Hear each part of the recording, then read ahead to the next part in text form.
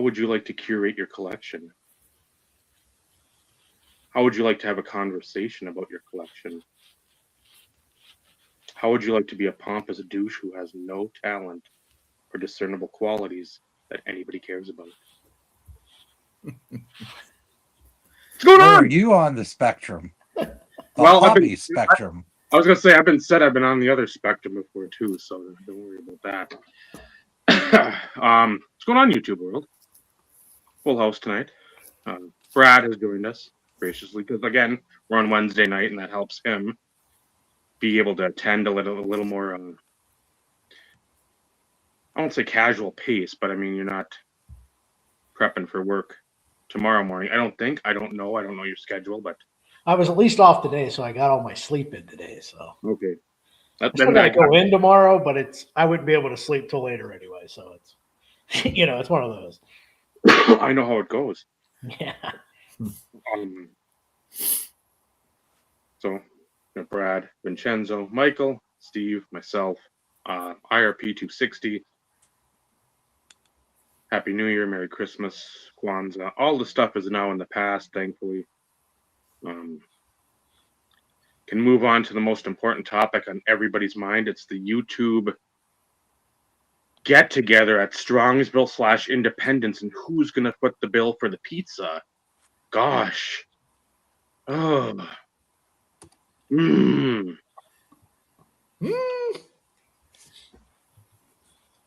Absolute lunacy. Lunacy. You've got all these guys, and I'm gonna start because I've been stewing about this since I saw all of it, because they're just a bunch of pompous pocket protector piss ants buying mantles, buying errands, buying all these mega cards. And again, I know it's not everyone, but when you get in the vacuum, everybody sucks. And that's what it is with this card show. You know what? Because I know people come in for the placeholder. They'll see Big Nose Jones.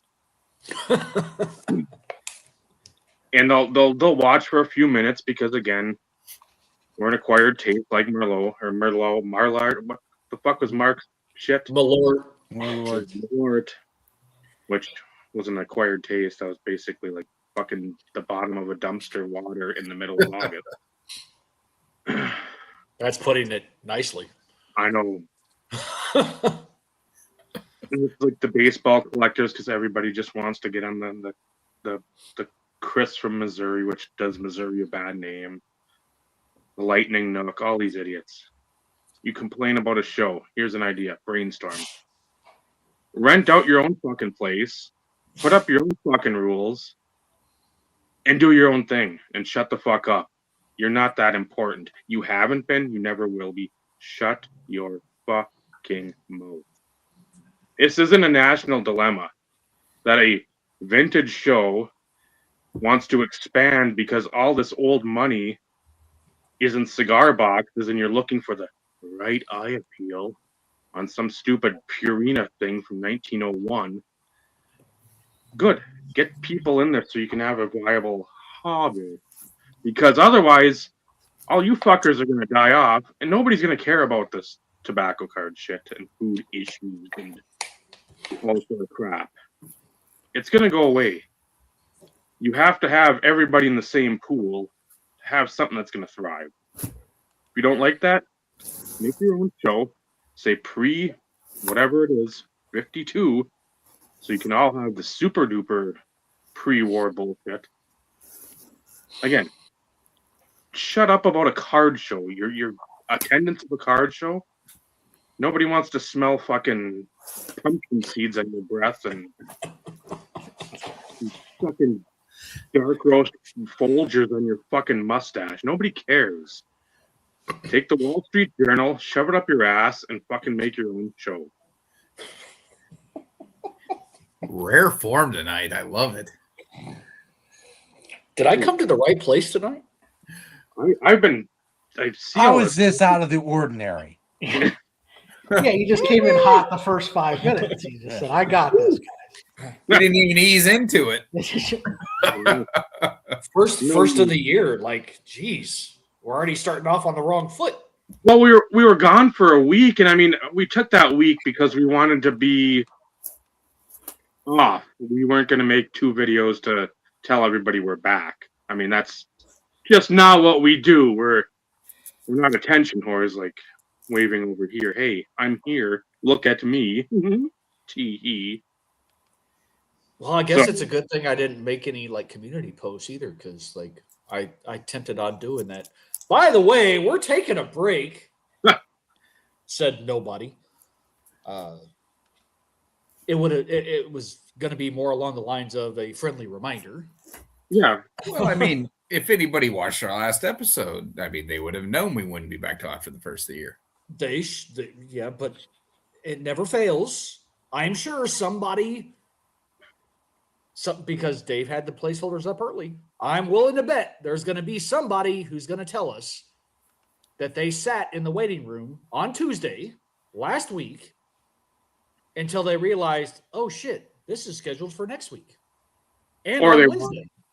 luckily we didn't have something pre-taped and it was on, and Eric would be commenting and like nobody's commenting back. Like, Eric, we're not. It doesn't say whatever. A view's a view. I will take it. So, No, we would never do something like that ever. but yeah, it's annoying to sit there and see middle to later age grown men whining about who's going to attend a card show.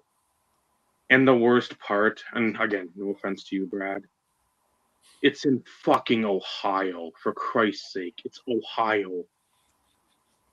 Ohio.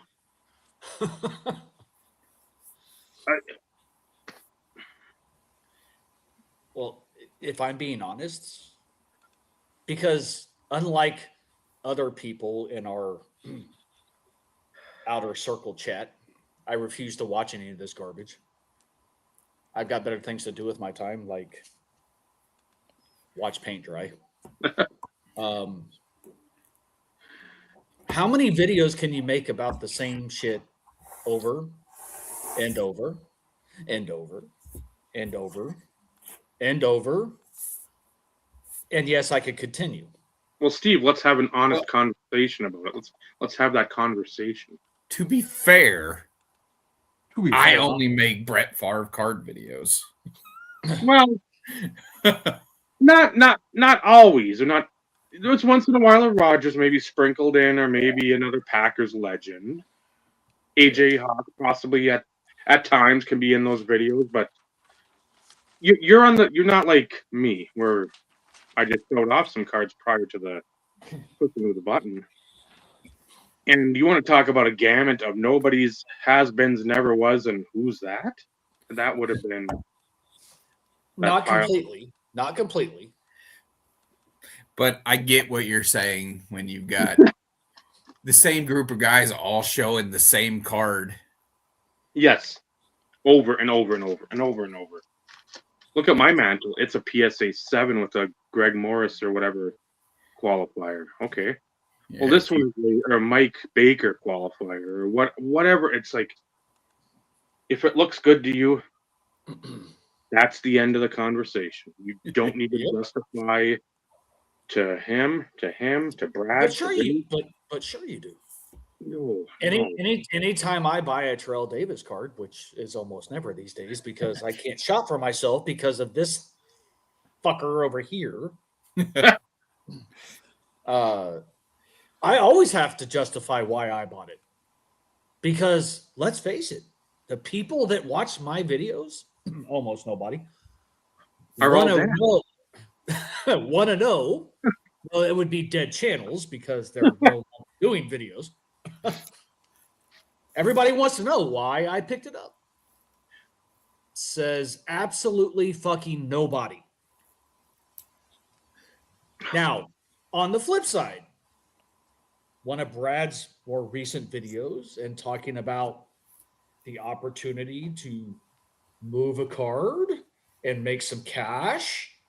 That was a great story. Not that you needed to justify yourself as to why you did what and why and how.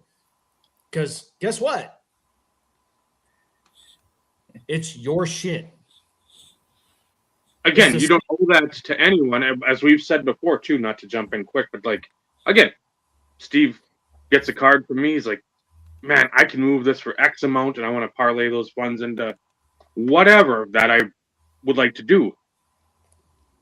It's almost like giving your blessing, like the old mafia, like a Don or a Boss, or like, yeah, that guy. Vincenzo. I'd appreciate that in the actual appreciation sense. But again, if you sell it and you get off of that much plus that card, I'm like, I was screaming at the phone at work watching, like, please tell me you did this, because if not, next time I see you, I'm gonna kick your ass. And I get where you said too, because we're gonna let you chat about that, because I said this would be a good chance to. Steve's got some of those cards of like TD. I do. So people start coming out of the woodwork with that kind of money. You're like, what do I do? But then you throw what you got in there. I'm like, I'm already tempted. Now you're just basically like, you get the all-you-can-eat buffet for a year. for 10 years. I'm like, oh, fuck. Okay.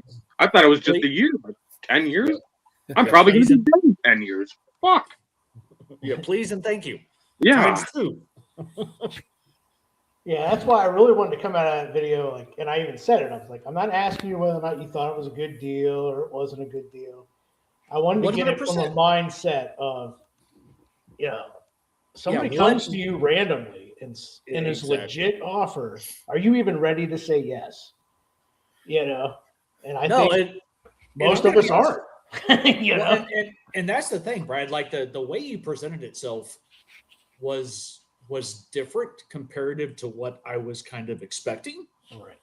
But it put things in a very true situation and possibility for anybody in the current space who has cards from the original release of Flawless. Let's face it, everybody wants them. There's a premium. It doesn't matter if it's numbered to 5, 10, 15, 25. Like, people want them, and people are paying big money for them. And not to mention, like, the patches on yours was completely and utterly, like, there's not a definition. There's not an adjective that describes the nastiness of those patches. Like, let's be real. But I truly liked the way that you presented it, because at the end of the day, you're 100% accurate and correct. You're doing this, you're having this conversation, not to ask for permission. Hey, fuckers, I've already done this, but let's put things into perspective. Are you ready to be put in this position? And what would it take for you to let go of something of that significance from your collection? And especially from your perspective, like your favorite card, for that matter.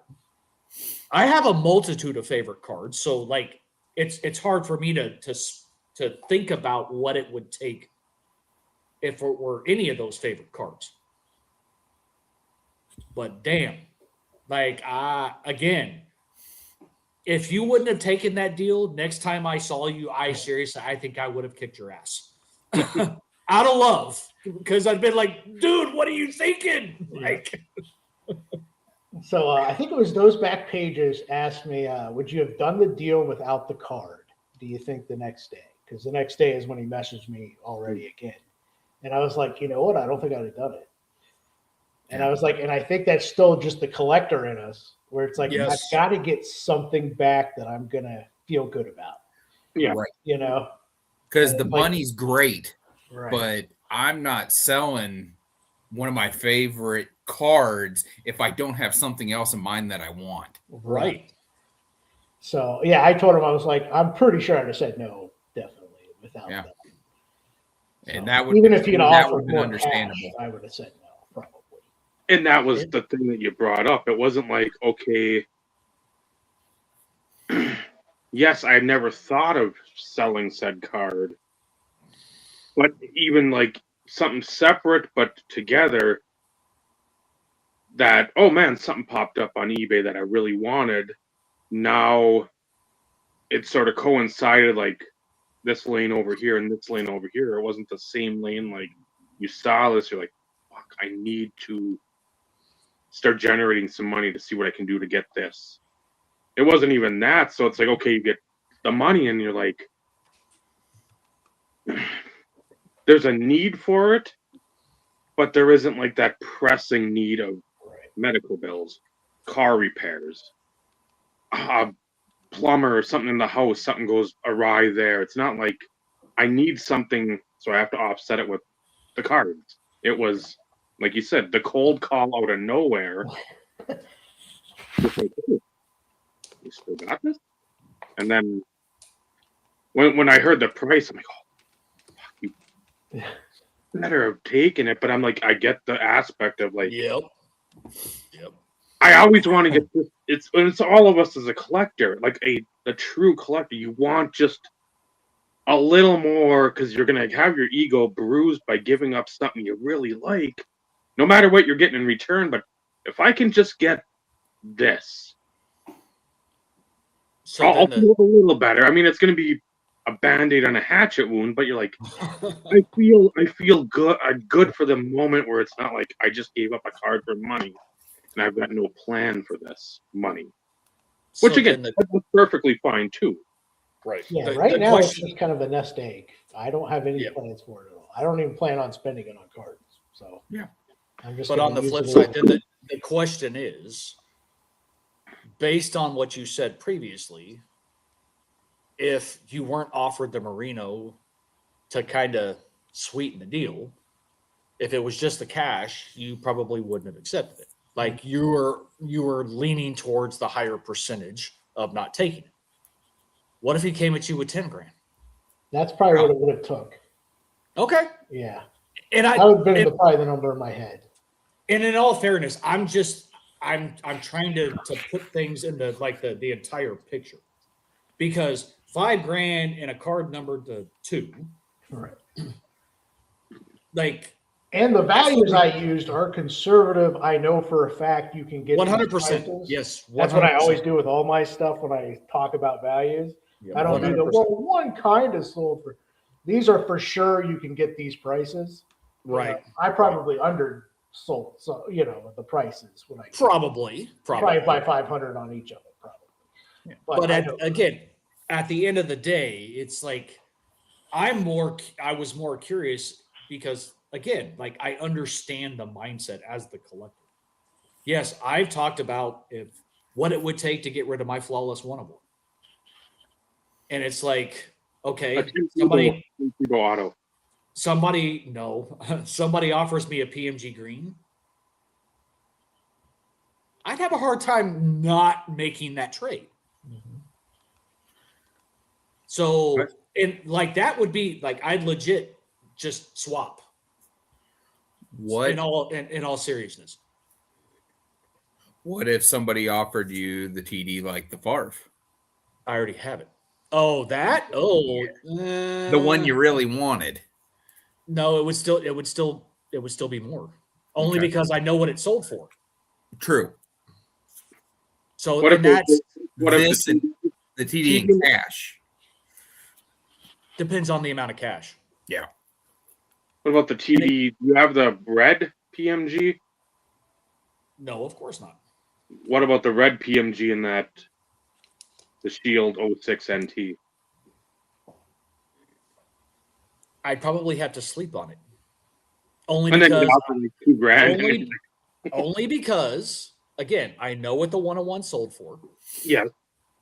I also know what some of the PMG reds have sold for. And when you combine those values, that's like $2,400. Like you're going to have to come with something else. Yeah. I mean, if a Merino numbered to 5, granted it's the dual patch, so there is some Premium. or premium, Very much so. but at the same time, it's the 101. Mm-hmm. And there's only 2 from a patch autograph perspective on that set. So And I've seen the other one. I've seen it on Instagram. Like he has the entire rainbow on the duels. The horizontal duels. The horizontal duels. Yeah. So, and I know for a fact he paid a hell of a lot more because like I never saw it. So I don't even know how the person acquired it. Michael knows the story about how I acquired mine. Mm-hmm. So knowing what I paid for it then, comparative to like, of course, the value now, again, even at $2,400 for those two cards, which would be fucking killer, I still would probably turn it down. Yeah, I think that if you were to put that on eBay and you were to put it at an absolutely absurd price, which is what people do, I think you put it at $15K. I guarantee you get offers that are $10K plus on it. I would think. Because there's guys out there, I'm sure, I know Brad's seen them on Instagram, and you have too. The guys that specifically collect 14 flawless like and the 101s in particular, the 101s and then the golds out of 10. Yep. There's guys out there who specifically collect those sets. Yep. And Terrell Davis is a Hall of Famer, and it's first year flawless. Oh, and that's the thing. Like I know what I have, but to put myself in the same shoes as Brad, like I don't know what it. Yes, I talk a good game. PMG green with a swap. That would still almost be difficult. Because the last PMG green, I think, sold for like $7,200. So, like, would I do an even swap? I say I would, but really, would I? If somebody came and said red and green, my brain would be like, know. No, I'm sorry, Steve froze. See, okay, you're back. Well, what I was going to say was, if I see them both in front of me and go to make the swap, I'd be like, my brain would just be like, figure out how to keep both.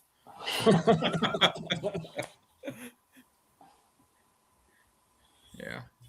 I had to. It's a prized possession.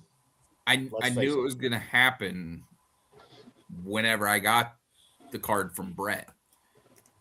That flawless emerald of Favre. Mm-hmm.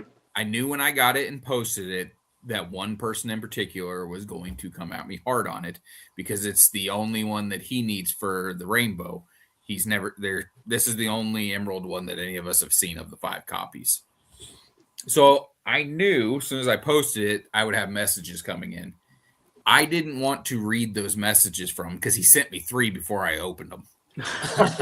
I didn't want to open them because I was scared that I was going to be talked into moving it already. And the stuff that he offered, it's dumb for me not to have made the deal value-wise. Because one of the cards that he instantly started off with was he has 3 or 4 of the gold vertical duels like Brad has, or Brad, the one that you moved. He has 3 or 4 of the 10 copies of Favre. That was the secondary card.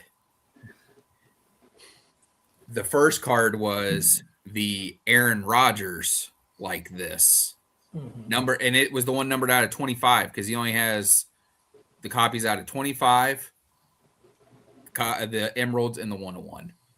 Well, that copy of the out of 25, last one of those of Rodgers that sold was around $1,900 because they're just super impossible to find. Right. So he had offered that and then other stuff, and I'm like, I don't want to because I'm never going to be able to. This is like the perfect Favre flawless card. I prefer vertical as opposed to the horizontal because he's got one of the horizontal out of 5 from first year. but I like vertical. It's emerald. It's 3-color paint, and it's jersey numbered. There's not a more perfect far flawless card out there for me. So, Well, for a lot of people, for that matter. Yeah, the vertical will always outdo the horizontal Mhm.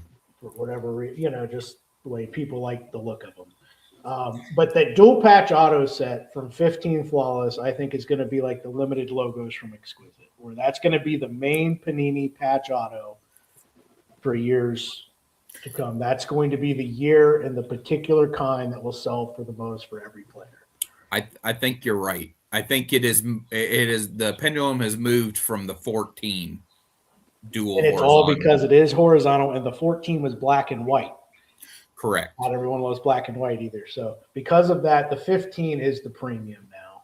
Yep. And I think they're going to be treated similarly to the Exquisite limited logos from the early. Which is why if next time he comes back at me and if he offers, one of those gold Favres and then the Rodgers and maybe a little bit more, I may not be able to say no. Yeah, that's why it is. You trade that card away, you have to win the trade Yes. because the price is never going anywhere. You're absolutely Right. 100%. It's at the bottom. So I don't even know what that card is actually worth. I know Yeah, what I no. paid for it. Yeah. What I paid for it is way less than what it's worth. And that's just because Brett and I go way back. And he gave me a number. He goes, if I was to say, hey, would you pay this? I said, I would send the money instantly. And he goes, well, I'm ready to move it. He goes, send me $100 less than that. I'm like, okay. And I showed it to one of the people I trust most when it comes to the higher end stuff and just in cards in general is Grant Tenard. He's one of my best friends. And he told me whenever I said that guy's coming at me with this stuff, he goes, I don't think you're quite putting in perspective how really good that Favre is. He goes, if the cash number doesn't start with 3,000, don't sell it. I was like, okay. I won't. If somebody offered me 3, I wouldn't sell it because I would rather have the card than the money because I can't replace it. Right. Yeah, that's the worst part. Like, You just can't replace it for that amount of money. right. Like, Well, I couldn't replace the jersey numbered. I could get one of the other 4 copies. It's not going to be the 4 or 5. Yep. Like during COVID, like I thought actually about selling my Scottie Pippen rookie. It's in a 9 because I knew I could replace it for cheaper later because it was stupid. I just didn't want to put forth the effort to do so. Sell it, buy it back in a year and a half, but a card like that, it was just stupid and you can replace it, but yeah, that's what makes it tough is you're selling a card that you can't, you will never pay up to ever own it again. Yep. And I know if I see that on the table tomorrow, I won't pay $5,000 for it. Right. I just won't do it. And that was something that I had to come to terms with when I was selling off all my Clay Matthews stuff. When I was selling off those finites and those super fractors, I had to be okay with never being able to own them again because I'm not going to pay what I sold them for. And then they turned around and doubled and tripled what I sold them for, which made me sick to my stomach. But yeah, I can't bring myself to pay what people pay for this stuff now. Yes, but that just goes to show you it's not always about the money when it comes to us. That's not never has been. So, everybody has to look at the bigger picture in that sense because, and if I'm being honest, like I posted the 101 probably a year and a half ago. It's got significant number of likes and quite a few comments. But even then, with as popular as that set has gotten, not once have I ever had an inquiry specific to that card. And I'm surprised. I really am surprised. I bet you post it tomorrow or a repost or post it as a story tomorrow, I guarantee you get people in your Because the inbox. funny thing is, I believe how he found mine was he found it on Hobby's Best Cards Instagram. Oh, He yeah. took it from me, asked if he could have mine. And then he came to my channel and asked if I still had it, So that's how he awesome found that mine. you've been featured on that page. Yeah. So that's how I found. Yeah, so it was a cool story. Got a lot of feedback on it. It was like my most watched video in a long time. So, Yeah.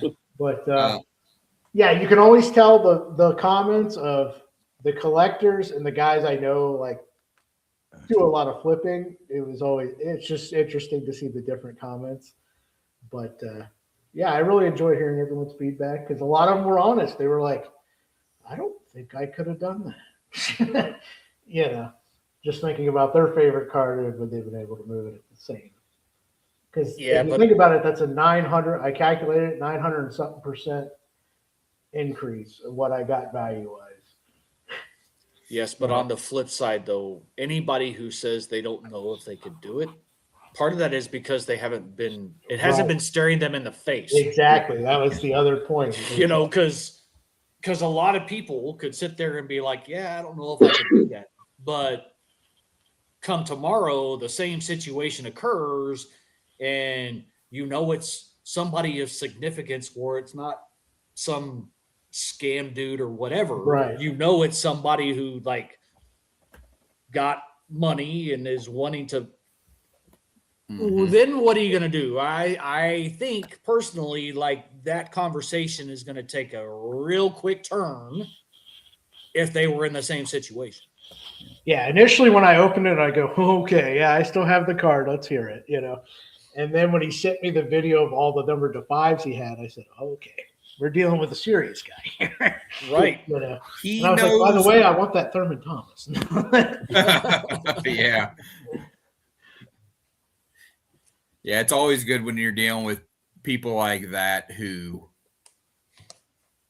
they know what the stuff is. Right. And they're not trying to rip you off either. Right.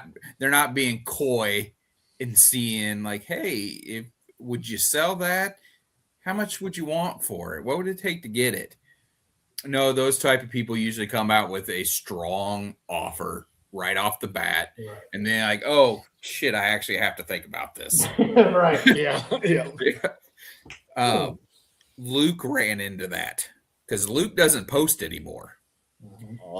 I'm aware. And well, just to give you an idea, the 14 Prism, the big picture ones. Mm-hmm.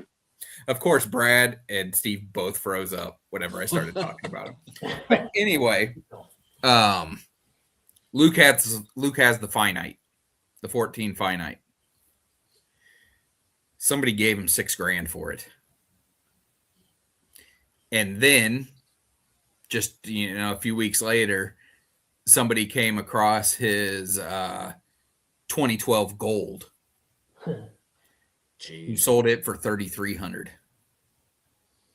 I told Luke, I said, when he came at me with the price on, when he said somebody asked him about the 14 finite, I said, you do not take a penny less than $5,000. I said, I don't know anybody's offered you, but that's the starting number because those cards have just gone stupid money for whatever reason. I don't understand it, but do not sell cheap.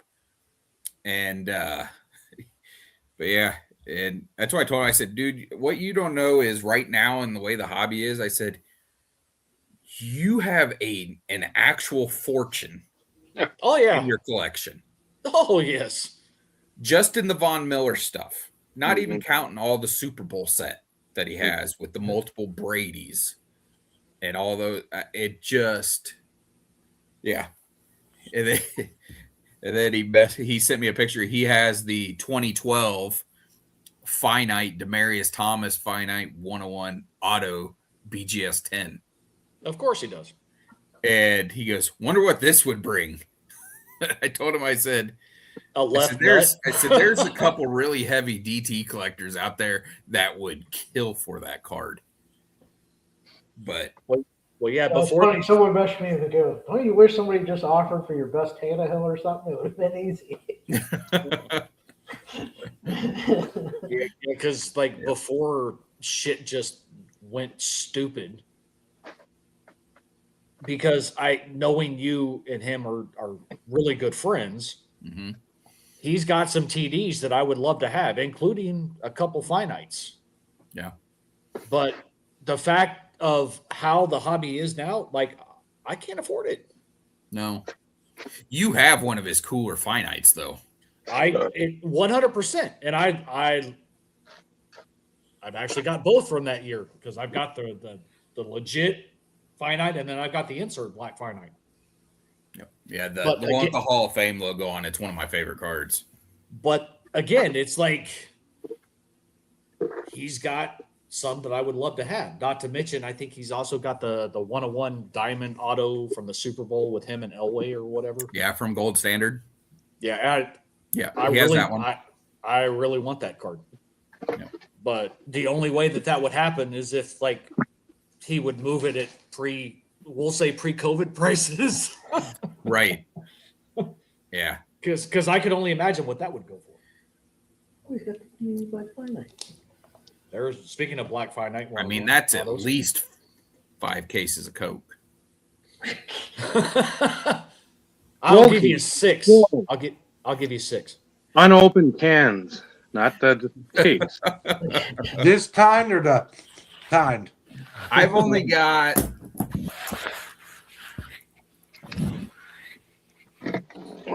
one left somewhere. Did you end up keeping one, Michael? The one I kept was the one that was given to me as a gift. Well, that would make sense. Yep. I wouldn't sell it because it was given to me, and I didn't. I know I could sell it, but I don't want to because I wouldn't even ask them. But it's the draft picks and prospects one. Oh, okay. So but it's still a great card, and I love it. And I would not sell it. So I do have a fine art, and I do have a superfractor, but it's the 2015 year, which is, and it's the mini, but it's the image of Clay taking out Cutler. So that's I wish I do have a regret of selling the 13 finest superfractor, which is, the big Predator celebration one. And I don't regret it because I made a ton of money on it. What I regret is I took I took $1,000 left to sell it to somebody, and they turned around and fucking sold it. And it wasn't even like months down the road. No, it was immediate. This was just a few weeks, and it made me sick because I'm like, I had multiple people message me, offer me $2,500 for it. I said, I appreciate it. I said, but I've already sold it, and I had sold it to somebody for $1,500. They just needed to come up with the money, so I let them have a week to come up with the money, and then motherfucker turned around and sold it. See, that's bullshit. So needless to say, I don't talk to that person anymore. That fucking angered me so much. If I'm being honest, I'm surprised you actually moved the 09 Superfractor because, you look for that card forever in a day. Sure. Forever I did. in a day. I did, and it was smart because honestly, I wanted the money to help clear debt. I understand. So I was like, this is a good way to do it because, I mean, I had paid $1,000 for it and I sold it for $3,500. Then that guy sold it too, but he talked to me first, and he was preparing for his wedding, and he goes, "I've got a guy." He goes, "He's offered me $7,000 for it." Shit. And he goes, "I wanted to let you know that I'm going to move it." He goes, "But I even felt dirty about the $7,000." He goes, "So I didn't." He goes, "I'm moving it for so much cash and then a couple cards in trade." He goes, he was real upfront with me about it, and I'm like, I didn't have a problem. go for it. I mean, I wish I would have been the one selling it for $7,000. Just like I wish my 2012 Finite that sold for $18,000. I wish I had sold it for that, because I sure as fuck was nowhere near that. And it's in a giant douchebags collection. That's the old price, is the one who has it now. I don't know who that is. He's a giant tool. He's on Instagram, and he buys up any and every one-on-one he can find just so he can post it and then hold them hostage to player collectors. That's what Is he does. from Sitka, Alaska? No. Thought I'd ask. Sitka California, couldn't possibly? He couldn't sniff that kind of cash, dude. Seattle? Maybe? Again, he couldn't sniff that kind of cash. Jada Rock, is that the one? I ain't heard that name in a minute. That guy's a fucking tool too. That was a Mark Brunel guy, right? Yep. Yeah. I knew I knew a couple people that hated that guy so much that they got one-on-ones of him, of Brunel. I was to say one of them might him from having them. One of them might have sold you the far. He apparently rubbed everybody the wrong way. Oh, yeah, and this was, God, ask Grant to go back in the day, and I don't know if it was on Beckett or Collector Planet, that there was stuff that him or a couple of the other guys would buy just to make sure, or either that or the 8 of whatever, so he wouldn't get it. Because he was just a prick when he had anything you wanted. He's got a Gaduli, like a finest plate, I think, up, but he wants $100 for it. I'm like, I'll give you 40. He's like, well, the best I can do is 85. I'm like, then keep enjoying that. Keep enjoy owning it. Yeah, there's stuff I want. A couple JJ plates on there, and they're just ridiculously priced. One's got one at like 500. Thankfully, it's not him; it's some other idiot. And there's like an 06 upper deck, I think Epic. And the guy got it at 90, and I'm like, God, if you came down to 60, I'd be stupid enough to buy it. And it's never happened. So I'm like, well, again, I'm dumb in that sense, but I'm not like that dumb. committable. I'm not committable stupid. Like what are you spending that type of money on? Like, I do find it interesting that there are still people that are like in the old mindset, thinking that plates are worth that much money. Because let's think back in the day. Certain plates sold for a decent amount of money. Mm-hmm. Now, because they do them for fucking everything, they're a dime a dozen. Yeah. Literally. There's so many of them that I didn't even count my Clay Matthews one-on-one plates in my one-on-one counts. They had their own, they sit in a box by themselves. And see, when I started selling everything off, I didn't even take the time to post those for sale because I just didn't want to deal with it because nobody's going to buy them all. And I don't feel like mailing out 50 plates. Well, the only ones that I quote unquote count in my one of ones or in my autograph count are those that actually have like autographs. Regular plates, they're just part of the checklist. I do have those rookie plates though. One from Chrome and one from Topps. I still have those. I think I could get, a couple $100 out of each one of those. But that's because of significance. It's rookie year. Yeah. And it's when plates weren't a dime a dozen either. Yeah. And they came out of the product they were actually correct. Yes. That was when it got ridiculous. Yeah. And it was most absurd in basketball national treasures. That was the word, yes. Every box had a printing plate in it, and it was going to be from a rando product. Yeah. Yep. from the cheapest to one of the more expensive ones, which And with made no players sense. you don't care to get a plate of. Right. Did Tino Mobley flawless play? He Yeah. was in flawless. Yeah. Exactly. Why was he in that product? Yeah, well, let's consider the source, guys. Come on. Yeah.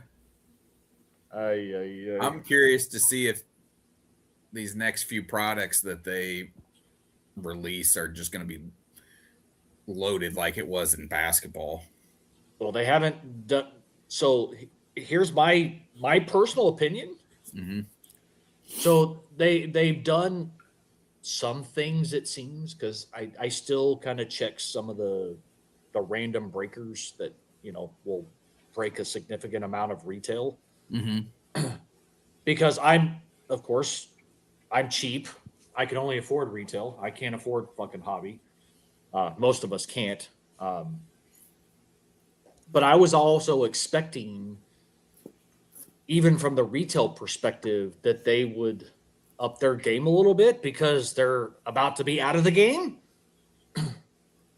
The only thing that I've heard anything that's quote unquote positive from a retail perspective is Phoenix, like we'll call them Christmas blasters.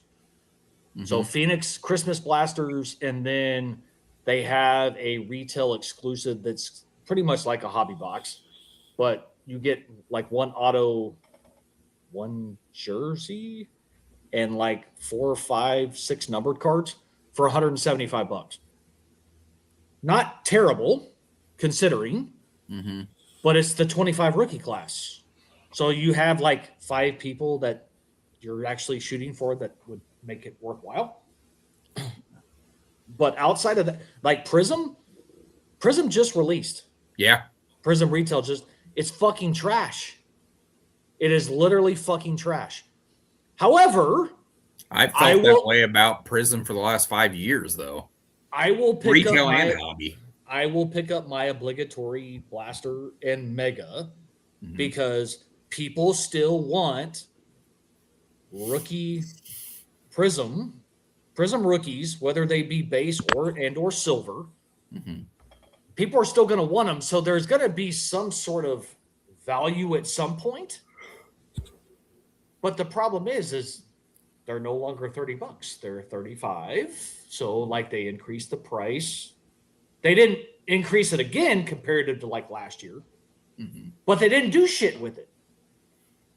Like you run the risk of potentially getting a case hit, which is almost in every retail product nowadays, but there's no numbered cards. There is nothing really of significance. You're really chasing the short print like blue and reds and then like the case hits. Mm-hmm. That's it.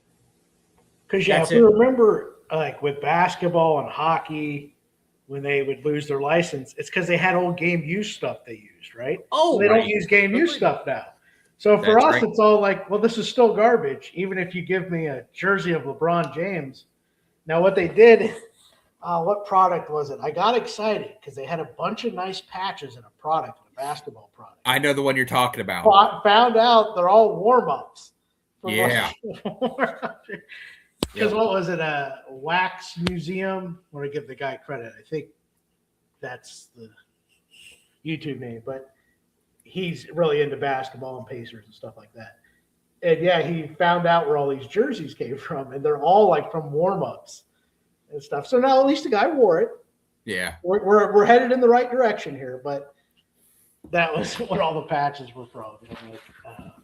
Classic. It's the years of I can't remember what that manufacturers product was called.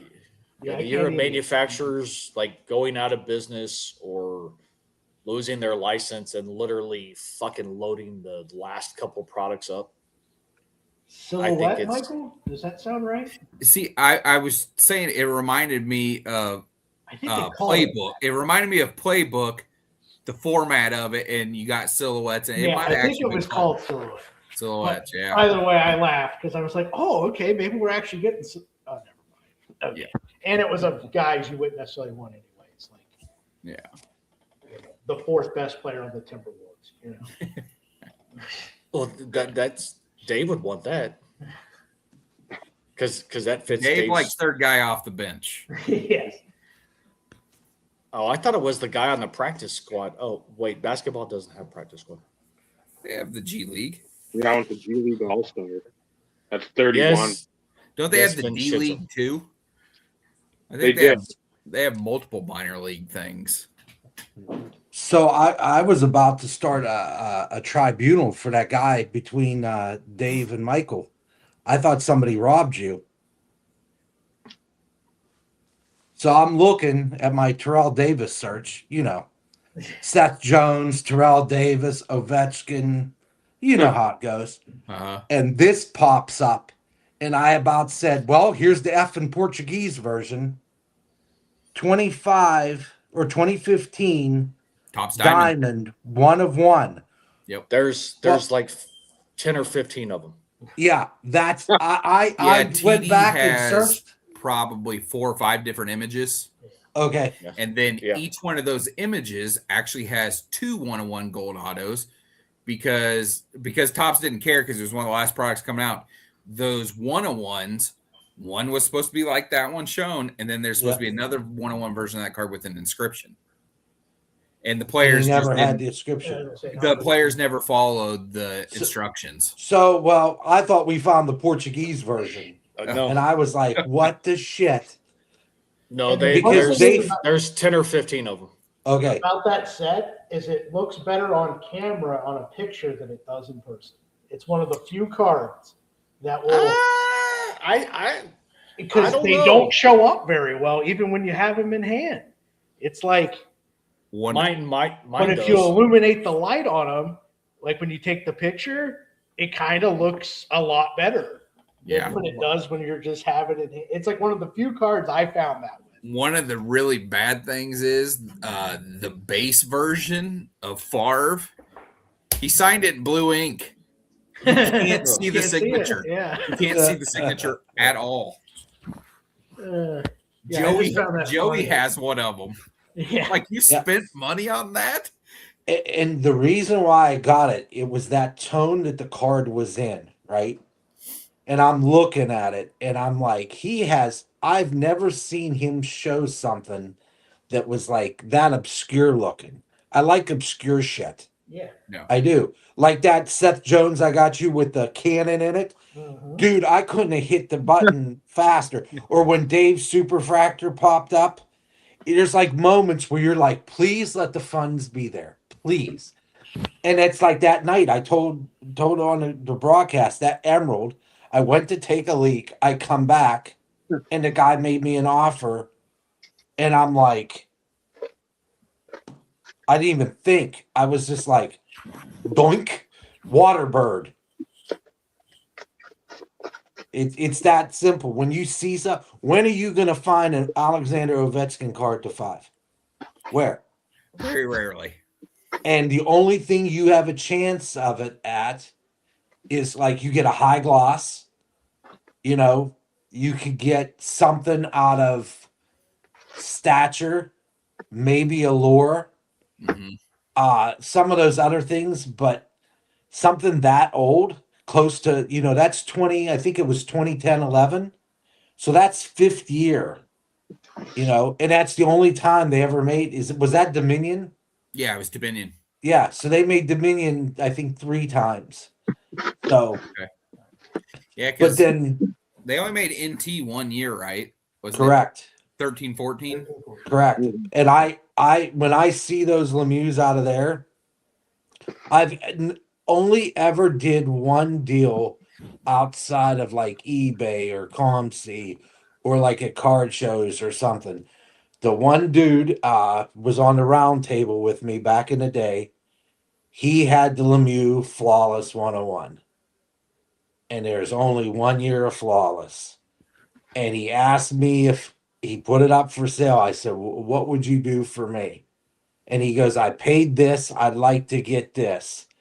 I came back and said, how about this? Bought it. Probably most I've ever spent on one card. I talked to the better half. I was like, do you think I could do this? And she's like, yeah. And so I got it. And then like 3 weeks later, he's like, dude, if you ever sell it, I said, you have a better chance of seeing the rapture because I'm never going to sell it. But if I do, I swear on a stack that it'll come back to you. I would never not do that. It's like when I say if that Seth Jones or that Ovechkin that I gave you guys or whatever helps you get whatever, do it. Maybe let me know just so I'd be like, huh. Because if some jackwad puts it on eBay, I'm gonna look like that. That freaked me out. I thought Yeah. I know for a fact Steve's not gonna move it. But I looked at it, I'm like, son of a bitch, Dave was right. There's the Portuguese version. Because we were joking about those. I've sent one to you, Brad, the population count that you never saw before last year. It's to 1,500 and then it counts down. Uh-huh. Well, because they printed it multiple printers by accident, there was multiple one of ones made because one was made in Canada, one was made in Italy, etc., etc. Whatever happened, and that's what happened. And somebody they had them on Instagram. Here's the 101, and this is this guy's 101, and it wasn't a fugazi, it wasn't fake. It was literally the printer. If you looked at the back, they said it had to be a printing thing, a Q&A thing. It's like that one private stock Lemieux I talked about. All the cards are either 151 or 152, all of them. And then the silver retail is 151. So Jeff is trying to get a hold of his old buddy that he hasn't talked to in a couple years. And he said, I owe him a phone call. He goes, this is a heck of an introduction back to it. Or he'll call Kramer and figure it out. He'll go into catacombs and look it up. That's what the hobby's about. All this bullshit. Not about having a aneurysm over a card show moving. Whoopity. I mean, I could get that they're upset, but this is like a national catastrophe. I've never seen people get like. I mean, it's mind boggling to tell you the truth. It's really is. Yeah, it's basically like the mom and pop restaurant that joined forces with the bigger one. Yeah, That's kind of what happened. yeah. Or like Leo, what is it? Theo's, this restaurant down the road. It went to their kids. Theo's not there anymore. Quality started going down. Prices started going up. All this stuff happened, and it's like, huh? All right, we'll try it again. Go back again. Same deal. They're on strike too. Go there one more time. See if it's the same deal, and that's that. Find somewhere else because we've gone there I've been here 15 years. I've gone there probably 8. And it was the best, cheapest quality breakfast you can buy. And well, and I mean you could get a veal parm or veal dinner for $8.95. Jeez. I mean it I guess inflation works, but after a while you're like, huh, if the prices go up, you don't get too upset if the quality is the Right. same. Yep. Much like in the hobby, Yeah. if it stays the same, no one complains. It took me a long time to get over the increase in prices on stuff that, especially whenever it came time to buy Favre's, when I got into really buying Favre, I remember, back in, 15 to 20 and 2015 to 2020, you could buy super nice, rare Favre autos for $220. I mean, they just didn't cost that much money because he's been signing forever. Yeah. His autograph wasn't difficult to find. And then I'm like, this card that was $125, now it's $300. It took me a long time to wrap my mind around that. And then I got caught up with everything. I'm like, okay, now I've got a pretty good grasp on the general part of the market, but the really rare stuff that doesn't ever pop up, I'm still a little lost, and I have to get some help from some people to say, is this a good price, and stuff like that. And I've gone away from, like with Clay. I mean, I bought up tons of stuff, tons of autos from tons of products. I didn't want to do that with Favre. I want to buy cards from sets that have always been popular and ones that I like.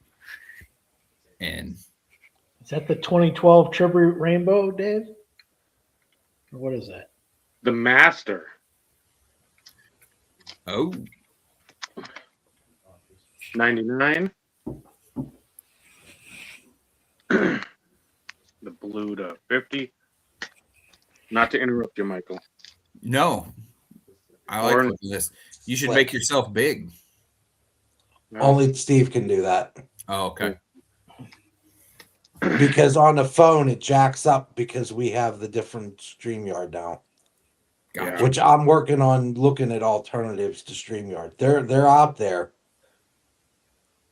Gold to 15, which sucks because, again, they're all in the box forever and a day, and it's more faded than everything else. But a lot of these I have are numbered 1 of because of later iterations of the card. Mm-hmm. Red to 5. Black plate. Blue. Those plates look good, though. They do. Yeah. The framed plates are great. Magenta. Hughes. Yellow. Purple.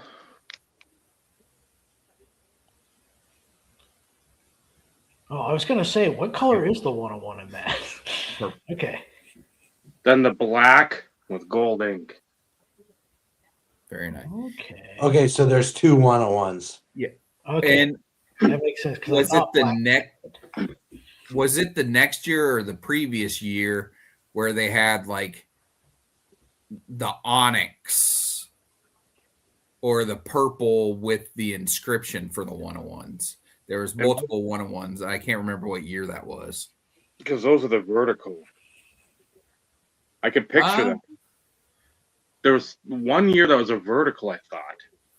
The one that's sticking out in my head was horizontal, and I just feel like it was purple with maybe silver ink and an inscription on it.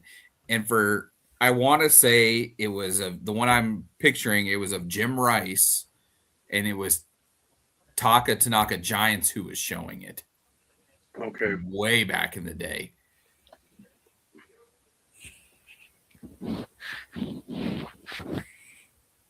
But they were getting to that Johnson. I think that was his only year of tribute. So I believe there's a 2012 tribute break on my channel. Shameless plug. Nice. If I remember right, I hit a Jesus Montero 101, which is actually a big card back then. Yeah. I think he was a big Yankees prospect or something. Oh yeah. and then he went to Seattle in a trade. And Yep. He was a catcher. Oh, remember the back of boards and like that Freedom cardboard you had? That was what vintage seems to be in our YouTube space now. Prospecting baseball was in that time frame. Again, we were a lot football in our small community, but you went to the message boards and that's all it was prospecting. I remember that. And it was I always feel good about my collection when I remember a lot of the guys that I don't talk to a lot with anymore, but I remember a lot of their guys that they collected. A Nolan Reimold, a Mitch Einertson, names that were supposed to be Billy, what was it, Powell or Billy Howell for the Orioles in 06. A lot of guys that were just, oh man, you can't go wrong with this player. Okay. 2 years later. Yeah. High A? Oh man. So he's 21 and he's in high A. Okay. Yeah, what always struggled with the baseball process, I'm like, but you never seen this guy play.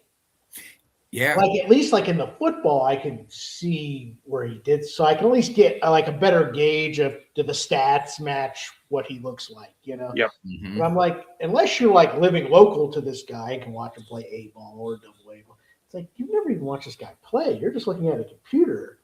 Right.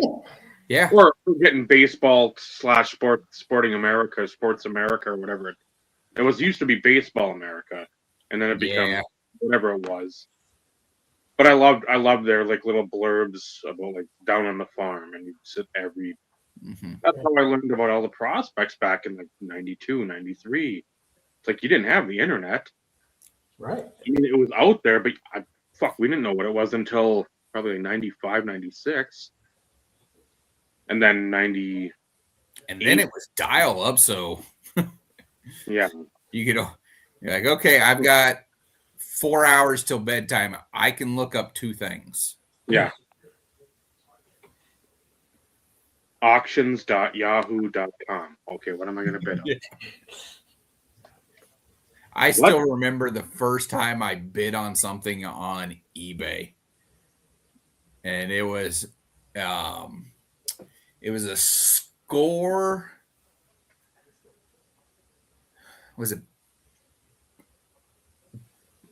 Power Drive or something like that? It was an Alex Rodriguez card, and it was like yellow gold cracked ice. 97. I know Yeah. what you're. Was it Power Drive? Was that the name of it? Or, out of the deck, the power driven. It was Okay. like a bleacher bombs, bleacher. Okay. I know what it is. I can see it. I remember bidding on it, and I won it for like 99 cents because it was just an opening bid, and I bid on it and won it. Well, apparently it was a quantity auction, and it was for 15 of them at that 15 at 99 cents a piece. Well, at this time, I barely made $30 a week at my job. So I panic messaged the seller saying, I only wanted one. Because I wasn't going to be able to afford the money order. Yeah, the old money order. Oh, yeah. I used to pay for everything with money order back in the day. And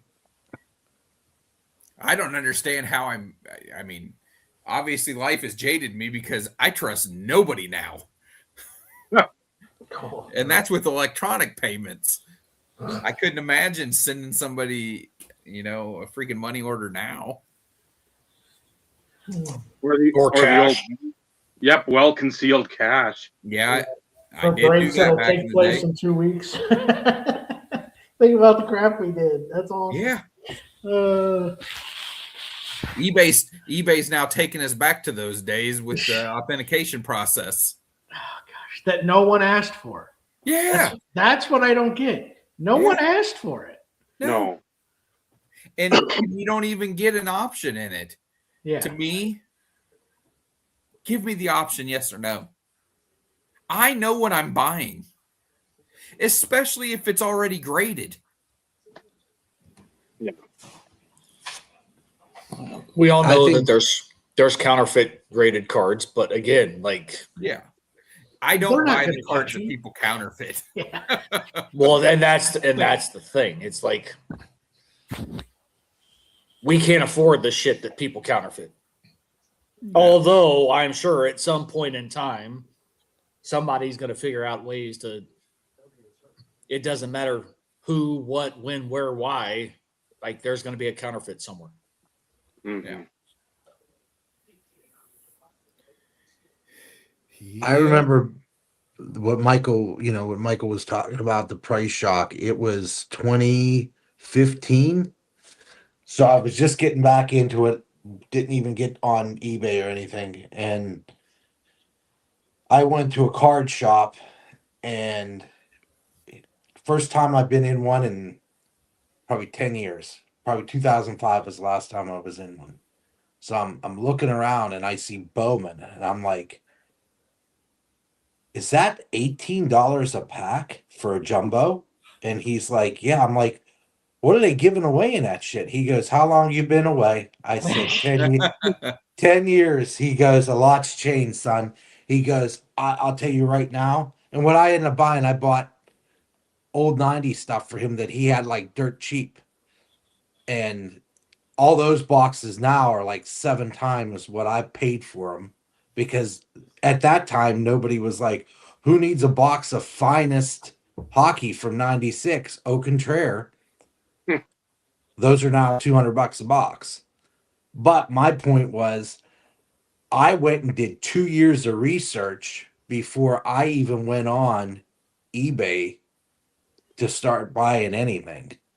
Like, I got myself acclimated back to the hobby and made sure I wasn't going to get ripped off. My biggest mistake was I didn't know, I was still learning in 17, 16, somewhere in there.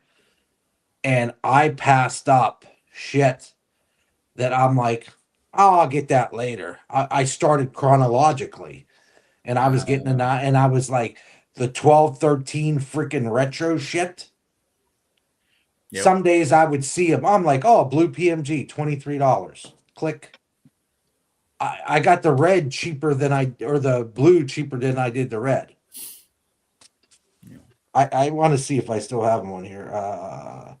It's insane. I showed it to Joe when I did it. PMG, let's see. Blastmaster, Dave. Mm-hmm. That's the one. Those are gorgeous too, and it's still cheap as fuck. Yeah, that one right there is $3. Buy it now. There's another one listed for 99 cents. And Buy there's 15 of them. It's so gorgeous. Yeah. Let's see how far back we can go. I will say I am going to buy 15 of one card, and it's one of the cards that Vinny gave me for Christmas. And that's the Ovechkin Cheddar. Oh, okay. I yeah. am going to buy a bunch of them and display it as a cheese wheel. I'm going to connect them. All right. Because there's a bunch of them on there like, oh, here's 5 of them for $7 type thing. I just think it's the coolest freaking card. I love it. I thought it was the dumbest ass thing and didn't put 2 and 2 together about the freaking whatchamacallit. Yeah, the cheese heads. Yep. So I can't go past. It'll only go back to 2021, Yeah. and I got those way early. Because there's Somebody's Dave's. thirsty. So am I. Let's see if I do precious metal. I do have a new mascot along with Snorlax now.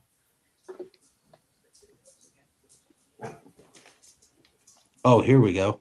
It is a screaming donkey head. That's definitely not anything I had on my bingo card. It's awesome. My sister got it for me for Christmas. Yeah, to answer your question, Scott, I don't. Looking back on the whole authentication thing, I don't even know really who kind of originally, because it wasn't It was eBay. PSA. No, I no. know, but it wasn't PSA who was authenticating. No. It was SGC, wasn't it? I think it was like CSG or CGC or something. Yeah, one of those. Yeah, I'm not sure who does the actual thing, but yeah, it was interesting. They're like, eBay Found it. we did this amazing thing for you. Well, none of us wanted it. Yeah, that's what I always say. No one asked for this.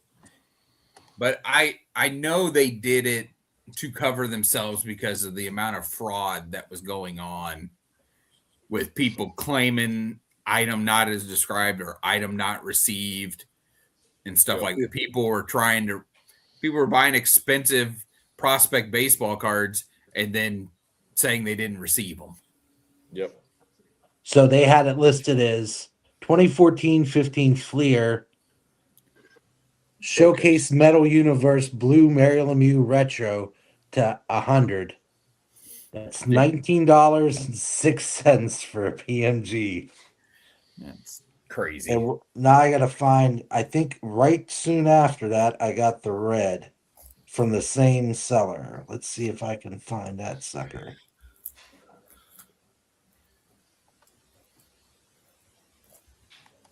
I'm gonna say until you can locate it. Yeah, go ahead. Well, no, I made you small. Oh yeah. So I do have to ask: did anybody actually bother to? What do you got there, Dave? It's like it's a Funko Oh, of something. Dwight Schrute. Yep. What the Black Friday or the Christmas Princess that he bought from the whatever the Kmart, Target, Walmart, loaded up, and then My wife would love to have that one. She loves Dwight. I've picked up several. Then there's like a mini of Stanley, Nice. but it's going to be specific, like Dwight and Kevin, and then Creed. Those are the three.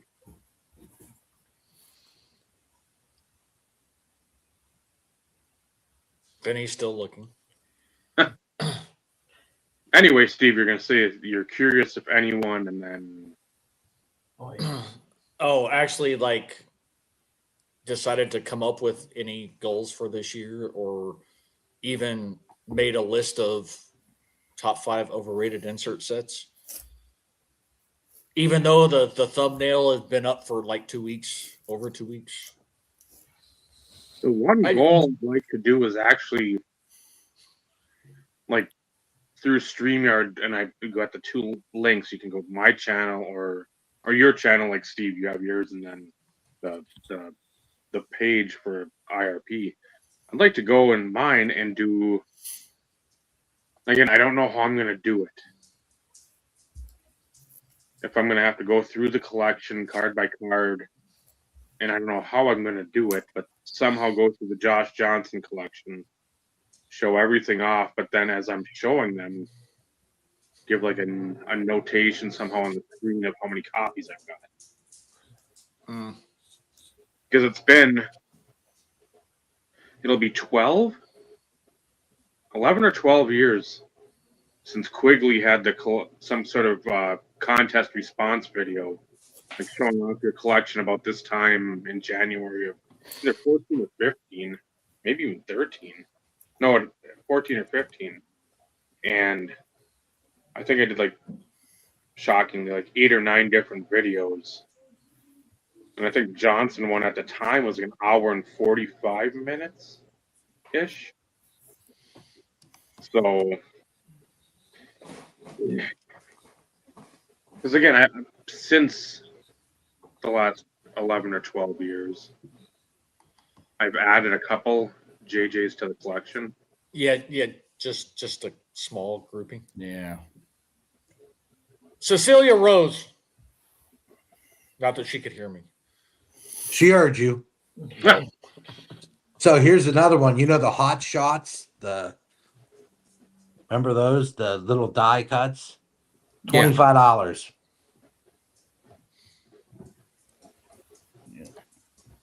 But that would be one of my actual goals, was to like get some sort of updated video up, because it's been it's not like I'm showing my It's gonna have to be an anthology. Yes. That's the problem. It's gotta. Well, because he didn't have it in order. But that's the reason why I was doing mine in years. And then I stopped because I got the one collection and I got the next collection, and it was like, okay, well, what's the point? Because I've plugged holes in some of the years that I've already done. So it's like they're still on the channel. Mm-hmm. I have a folder for them, but I need to start fresh again. Mm-hmm. And if I do it, I need to do it early, because come December, again, the fucker over here will plug more holes. The prices that I paid for some of this 2013 stuff is mind-boggling. $16 for the stars, that one. The star rubies. Like I paid in Canadian dollars, if you would go back and do the calculation, it's like ridiculous. Like those are the kind of things because the design jumped out at me. So I'm Mhm. like, yeah, that's a lot of money at the time. And then now that same card grading to 10 is like $1,000. I did not pay anywhere close to that. Would I sell it? Probably no. I have one. Now, if I had 7 like everything else I have, maybe. But that's because you didn't really love the card. No, I loved it. I just didn't have the fun. I had a lot of things No. I loved. You didn't really love it though. Yeah. Yeah. That's the difference. If you really love it, that's when you have multiple copies. No, Do we need to go back and replay some of this for you, Vincenzo? Yeah, and get yeah, the memory yeah. going again. I know you're getting old.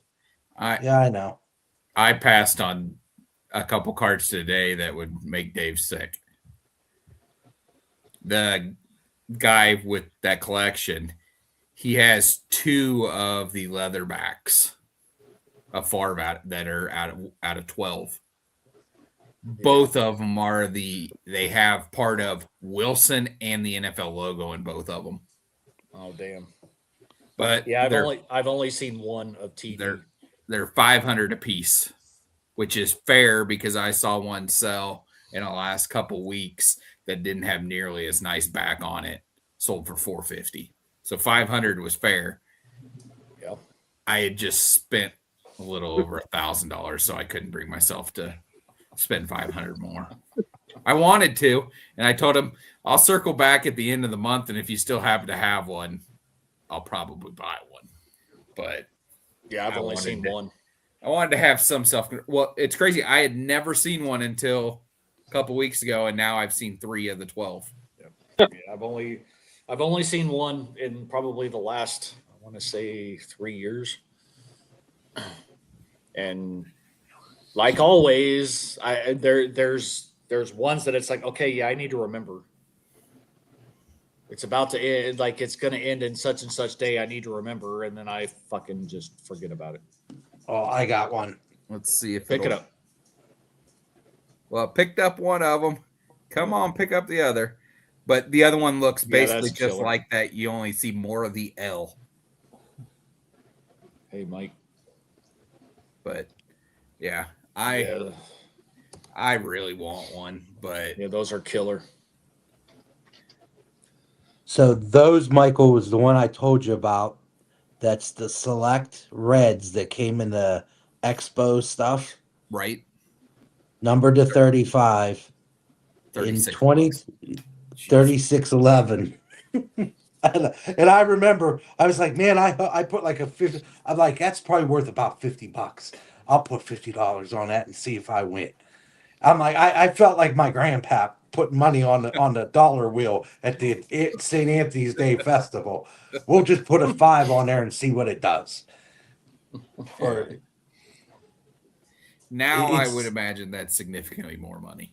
Yeah. The thing about it is there's still stuff that I was talking to my dad about it, and he doesn't collect cards. He collects other stuff. But I was like, I got a card today. It's numbered 108. It's out of Pacific Heads Up. It's Jeff Moore's product. And they go 100. That's the one I told you about, Michael. 120, 130 bucks. Mm-hmm. Buy it now, $32. I'm like, even if I had one, I'm like, no one knows like that stuff. Sometimes you luck out. For sure. The one I really missed, and there's another guy on IG. 2 days after it happened, he's like, "Holy shit, did this happen?" The Essential Credentials Lemieux that's numbered to 4 or 5 went for under $200. Buy it now. What the That hell? thing is, yeah. Somebody didn't know what they had and they bought it. And if I ever find a screenshot, I'm not digging through it right now, but it went under $200. I'll see it for sale on Instagram for 5,000. That happened 2022, I think. So, yeah. That's nice. Yeah, I just this is number 2. I just pulled this. Oh, did you really? Yeah. I thought you were just showing the copy you already had. No. This is not in the top loader. This makes number 2. That's fantastic. And Is it- just to Is it not green that it- laser? yeah, and then here It's have the a, laser. that was my rookie. Just for Oh. you, Brad. Probably one of the best optic packs I think I've opened out of these fat packs because they're about garbage. Yeah. But no, I felt like opening something. So I will take a second Bo Nix though. I mean, come on. Oh, Why not? Why not? Oh, here it is. Oh, went Dang away. it. Yeah, I gotta go back. You're killing me. Now I gotta forget how it's written in there. If I could spell it right. It's like watching the Truman Show. Yeah, it's live. The dumbass is live. Okay, that's how I found it. Now I just have to see. Yeah. So they had it listed as 2012, 2013 Fleer Retro EX number 6 Lemieux 16 of 37 low print. That's how they didn't have essential credentials. Oh, good God. Yeah, in And other that's words, Canadian. somebody's an idiot and didn't realize. And I got this Okay. card came in. I paid $59.99 Canadian. Sunday, October 13th. What year? 2024. That they cost themselves a lot of money. And I got the card. I told Joe, I said, there is no way in hell I'm going to get this card. And it came in the mail. I'm like, holy shit. So let's see. Come on, research department. Type faster. Yeah, research department. yeah, research department. So here's one right now that's on Buy It Now, graded a PSA 8. Woo! Let me see if they have a raw. I think there's a raw one out there. Here's a PSA 9 for $2,000. Here's a raw one for $2,000. Yeah. Sometimes you luck out in life. That's why you have safe searches and all that. Because I was looking for that card forever. And when I told Joe I got it, he was like, what? What? I was like, yeah, I got it for. I said, if that ever happens again, the next copy is yours. So it's when you find rare stuff and you know what it is and you know what everything else goes, like 0506, anything Ovechkin, Crosby rookie year, anything 15-16, you're not going to see those old wax ripped. And I could kick myself in the ass when I went down to Taylortown. Jeff knows where that is, McMahon. They had OPC Platinum boxes for $70. That's McDavid's rookie year. And he had 10 of them sitting there. And I had the cashola to actually probably buy all those boxes. I'd have probably opened 3 of them and then put the rest away. Those boxes like $400 or $500, if not more, a box now, because the chance of getting a McDavid rookie. It's the same thing with 0506 Upper Deck Series 1 and 2. You got Ovechkin in a 1, you got Sid in the other one. Imagine if it was like the high number back in the early 90s. The high had the low cards in it.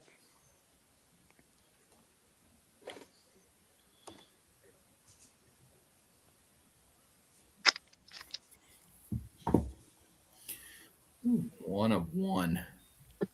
But wait, There's more.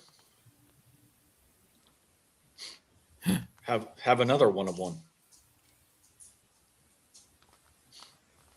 Who is that? Dennis Northcutt. Oh, And then for Michael, Personal collection. Isn't that what they called them? yeah, and there's like a ton of them. Oh, I know. So Oh, you could put a football together. Yep, the leatherbacks. That's the signed one. that's how the Edge graded.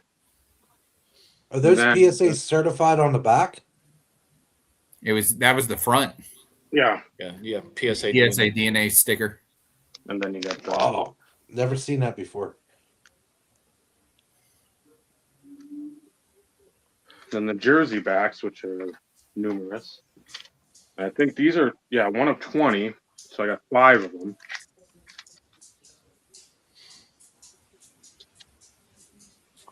And they're all just Swatches. Yeah. and then Did they Yeah. only do all of that for the rookies? no. Okay. It's like they might have only done the jerseys for rookies, but they did balls obviously with Favre. Mm-hmm. TD's got something in there. I want to say there's a hand. He's got a leatherback. I was gonna say I think whatever they had for maybe a spokesperson at the time. Yeah, he's got a leatherback. Now I just want to come up with the $500 and message him tonight and have him mail it tomorrow. Because, I mean, those logos. Yeah, those are cool. So yeah, 3 of the 12. Nice. Which again, I gotta email the guy out of Ohio to see if he still has that, or said my mortal enemy, that dog and suds, if he's still got whatever left, because I don't usually look through this box Yeah. because this is just Northcutt rookie year stuff. There's one over there that's got Upper Deck, Encore, and On. But I mean, what have I got for spectrums? Because there's like 3, 4 of the SPX Spectrum to 25. The photo shoot. 6 of them here. I probably have one more somewhere. Oh, those are, yeah. So he was same year as Urlacher. Yep, and it's all with the sticker on back, because you go to like the, I won't say later years, but you have a lot of issues where they were handed out Mm-hmm. in Oh, yeah. The copy. AP Calvin Johnson year, almost every copy you see is fake. Yeah, counterfeit. This was the one I had got from the guy in.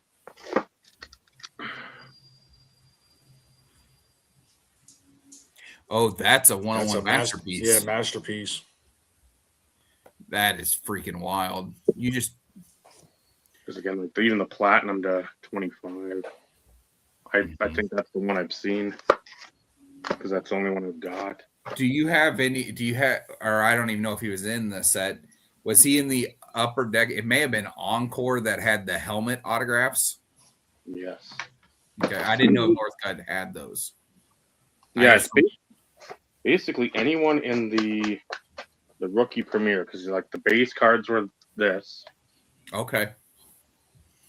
and make me small, Steve. I got to go hit the other box. I think they're 3,200 count, and that's only up through like the Encore Authentics auto, because they're player collectors and they're super collectors, and then there's whatever Dave is. Yes. Which none of us know what that is. No. That's why his Christmas is so easy. Like I watched so many of Brad's videos figuring out, and like it's so intel. Like you notice the first years I sent Brad shit, I like got every friggin' CBJ guy that I could think of. And then he's like, I love Josh Anderson. I'm like, ching ching. Ah, the Captain Nash. Cha-ching. And he's like, oh, if we never got rid of Seth Jones, I'm Oh, like, gosh. chick. All these third period. That's awesome. blown Yeah, I leads. knew. I thought they were all hand numbered out of 25. Damn.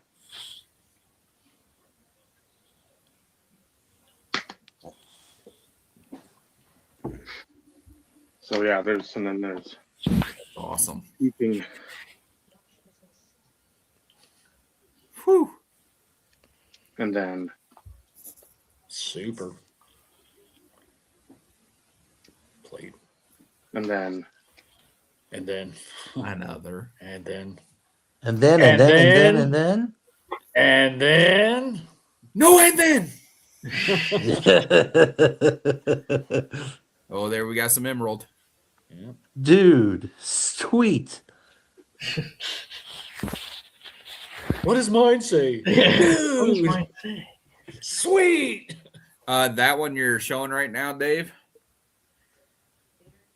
In that claim sale, there's 2 far patch emeralds out of 5, and they're nameplate pieces. One of them you can see most of the A. I did not claim them in there because they were $400 a piece. and that still seems cheap. I mean, And I it get might again be. where the money you I want have- everything. Believe me, I know that. I know the feeling.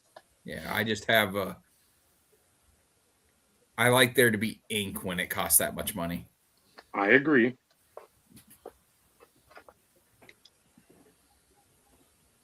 Yeah, and these are like the dumb plates that Topps had. From Topps Mayo. You had the back of it. Huh. I did not know those existed. And so then there's Is that one going to be out of 5 or 25? the cut plug. Yep. Is that what is that one? Or no, that's not the Clay rookie cards. They were Harvard backs. Yeah, because I think I've got.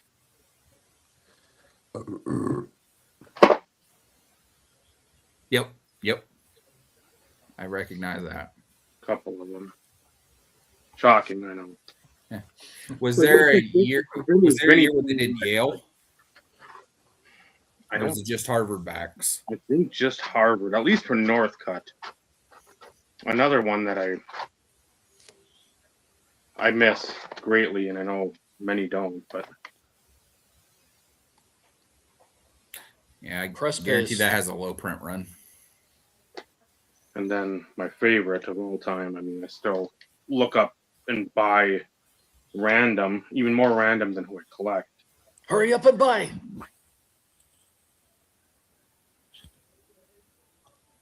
The red ink. I just Mhm. that's the addiction. I see red ink and I'm like, ooh.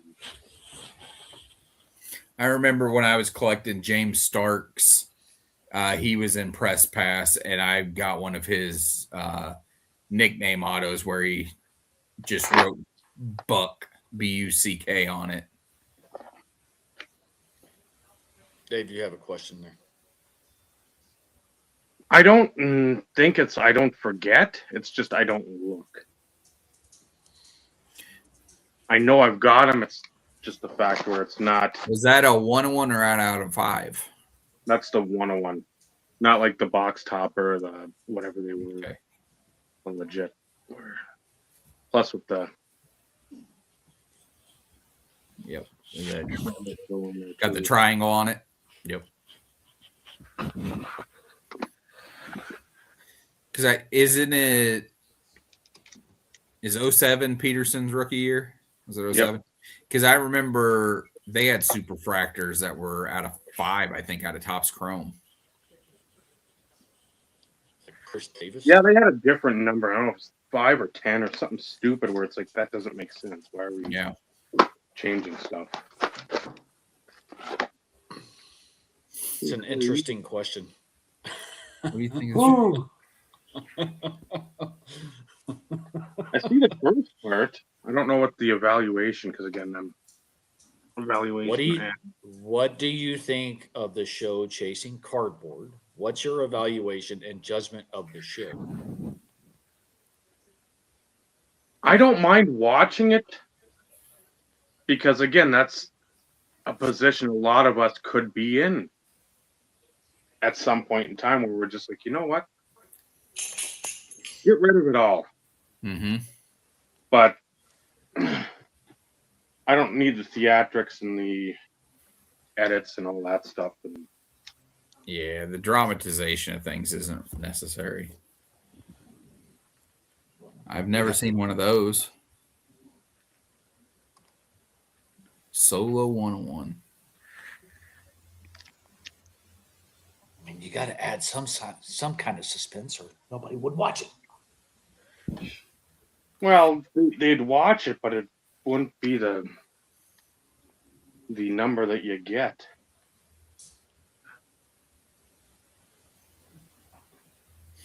That was a popular product. Well, it is. That? It's more so now. There's Reflections, right? Yeah. Oh yeah. 05 Reflections. Yeah, I see the 101. Yep. I saw the Rogers recently. That's pretty sweet. That's a clean looking card. Yeah, what year is that? 4? Yeah, I've never seen one of those of anybody. 4 of 8.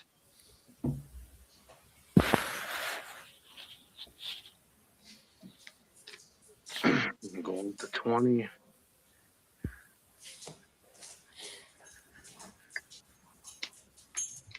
Well, stuff like Rose, I collected him for a minute just because, again, that's the failed part. Some of the stuff looks good. I want to pick up something because it looks good. Then I'm not smart enough to stop. Yeah. Rabbit holes are like black holes for you. They just suck you in. I didn't even know about this PC. I don't even know who this guy is. Nor do I. And I liked baseball. Yeah, That was that's my the thing. That's favorite when we sport. watched it. Yeah. Yeah. I have never heard of this guy. I mean, that's an insanely cool card. Yeah, back when 101s actually meant something. Yeah. He put a lot onto that sticker. Well, that's what I mean. You fill out a sticker again. He's got a nice auto. Yeah. I think that's one of the reasons I'm like, okay, he's like a useful utility player, which pretty much is my collecting PC, just a bunch of utility players. So 25. But I'm like, he has a nice auto, not the Vernon Morency, not like George Pickens has, where Man, Pickens. it looks like you're trying to sneeze and then you just like scribble it across. Pickens isn't even a letter. I don't know what it is. A thing. Yeah, it's just a scribble. He was so good he got sent over to the Indians. If you know anything about Bowman. Reds. Yeah. Reds are 101s, the paper. Yeah, red paper. And I'm not even a baseball guy, and I know that. Yeah. But then again, I didn't, the hobby didn't start. It's blowing my mind that this 2017. guy has this many cards across different years. That's I why really- what years? I'm like, wait, that's a different year than what he. And then The joys of being a prospect for, 22 years or whatever. Yeah. He's still a prospect. At 45. Still waiting for him to break out. That's a 101. Oh, I always got to love it when they have the NFL logo on the back. That means they were an undrafted free agent. Right.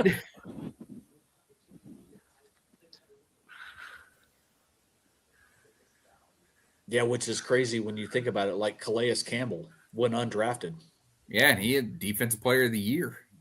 And like he ended up being a fucking stud. Yep. Of course, that doesn't happen very often, but again. And Bowman did well up in the CFL. Which, again, a moot point, but the 10th anniversary. So he's got a market in Canada, possibly. I bought stuff from there and paid a little more than I wanted to, but I'm like, well, it's some CFL Upper Deck stuff. Go Popes. So random, Dave. So This is back-to-back players I've never heard of. I've heard of this guy at least. Yeah, I feel like I did watch this guy in college. Well, I didn't watch him in college, but I remember like. You should remember at seeing least. cards of his. I know I had videos with him. I won't say it's a centerpiece of the video, but I know he'd be sprinkled in because you get like an auto. This is to 10. Yeah, but okay, so you expect our memories to like be full on. Oh yeah, I remember that shit from 13 years ago. See, and that would be the reason why I would know about it because I actually bought a few boxes of that shit. See you later, Brian. Have a good one, Brian. What was it? I love Football Heroes. 08 UD, what was it? Upper UD draft? Is that what it was? Yes. There were 2 Favre 1-on-1s just like that from Football Heroes. In that Is claim Rashawn sale. Woods coming up? I enjoyed him because again, Oklahoma State receiver, and again, like him, Rashawn Woods, and then Des Bryant, basically were right in a row where they're all 6'4", 6'5", 215, 220, where you're like, okay, you're going to have some sort of success because you're tall. I don't believe that. I don't believe that Ty would know that Dave bought a first Bowman Chrome auto that made it to the big leagues.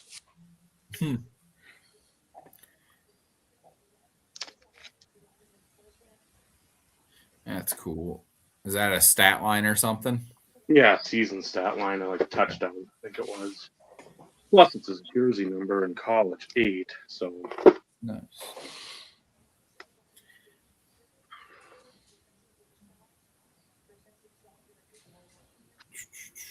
I don't remember that product. I remember there is like a prominent rookie that I believe I see his autograph, that particular autograph every now and again. What year is it? this would be Tom Brady. Oh, 2000. Not So the Tom. 22. And then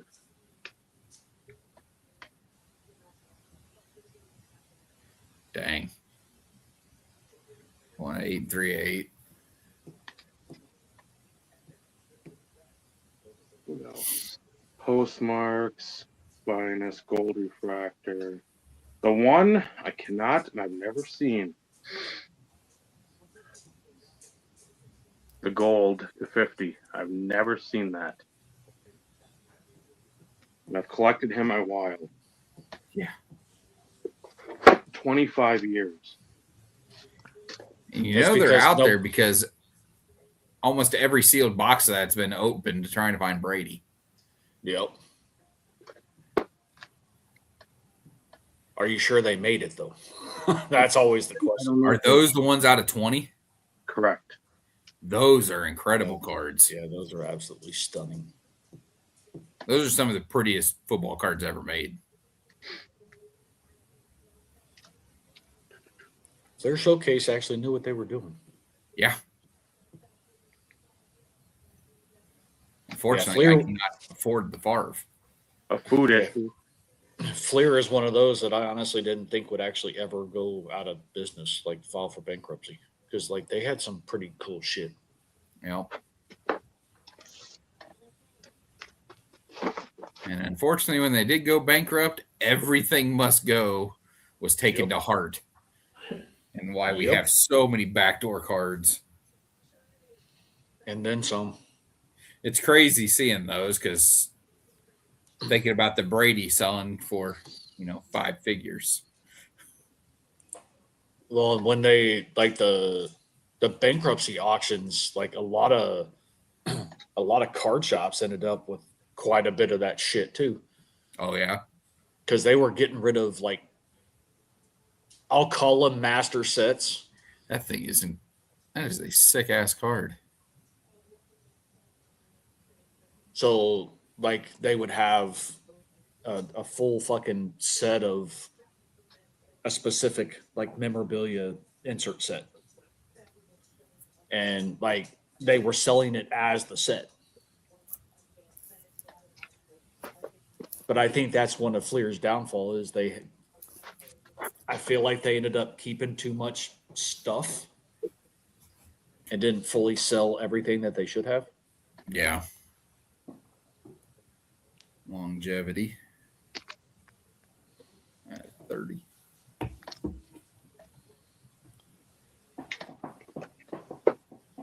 Have any? I know I have a couple more.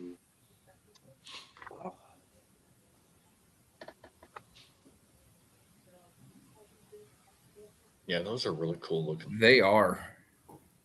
And judging by those ones, I would say that everybody is team colors. I believe so. Because I bought, and it didn't have the Brady in it, but it was a partial set back maybe in like 2001 or 2 of that Leaf Limited. Mm-hmm. And there was, I think, all sort of team color base. She's the new it girl of the NFL. This is all intention. She's Dave? be a Yeah. male leader Is your- by reading. Oh no, that would be Vincenzo. Here, let me. I was mute gonna him. say it's At first, I thought it was Dave's TV. I'm like, Dave, did you turn up your volume? No. Damn research department. another. I think the only 2 I've seen as well. And that would have been Evolution Sports Marketing. Well, That looks about right. Bought a bunch of contenders. I'm smart with that.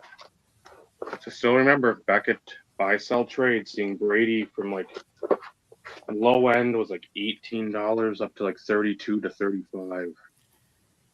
Whoops. Oh If yeah, only. we all fucked up on that one because they were a dime a dozen, really. And when you put things into perspective, mm-hmm. those are cool. I know those Excellent. cards. Those cards are awesome. Yeah, but 20s. I was like, definitely lower than the TD. Huh. There's the X's. 32.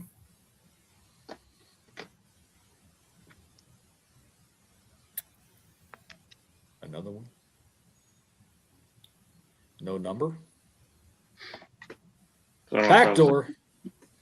was back door, front door, side door. Well, factory replacement, so they could stamp it. All those quads.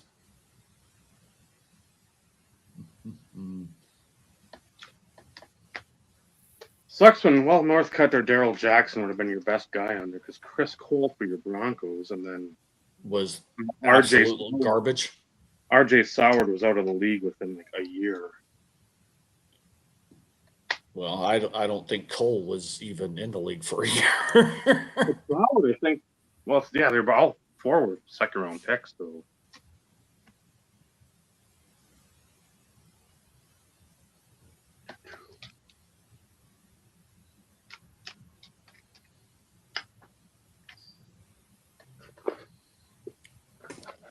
Everybody's seeing fucking random shit from back in 2000 that most people probably haven't seen. So do you have the 101 contenders, Dave? If there was one, Oh, there isn't one? back then it was just the Championship out of 100. yep. Huh. There, because you just had the regular, Figured I had at least a plate or something. Okay. Mm-mm. and then Oh,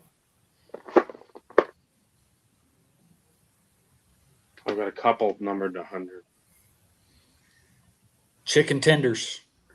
I used to own an Urlacher out of 100 back in the day. I collected him for a minute. Bet you wish you still had that. I do. I had some cool Urlacher cards.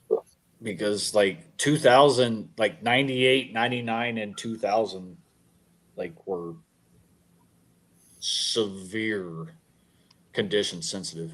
Oh yeah, 2 of 15. Like Was it- chippy. Oh, yeah. Chippy. Yeah, and That would have been this set too.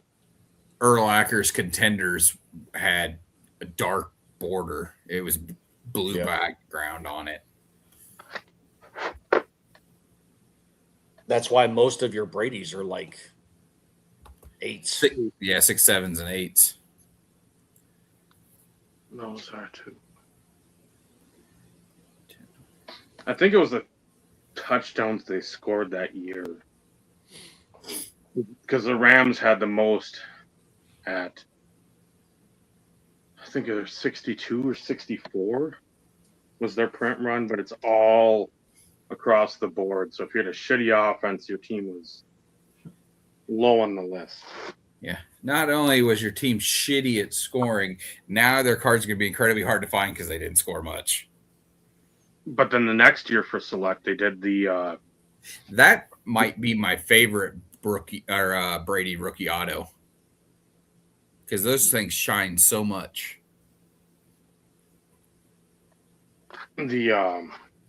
score select with the win totals from the year before. Thought I had a rubies, but I guess I don't. The only one I didn't think I got. SPX, got a truckload of those. God, just so much money wasted on those. Probably 20 of them. So, the other one too, I think, is the Topps MVP promotion. I've never seen that of Northcutt. Trey Young did get traded. Washington. Yep. For CJ McCollum and Corey Kispert. It was at a 150. What is it, Corey Kispert? Yeah, I hadn't heard that name before. Yeah, I Probably like a third or fourth year forward. Yeah, he's averaged 9.2 points and 39.5% from 3 in 19 games this season. Oh, so he does play. Okay. Yep. I don't know much of the NBA anymore, I guess.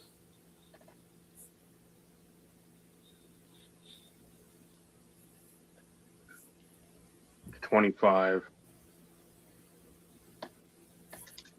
Is that Ionics? Yeah. Oh, the gold. Which again, I've never seen those.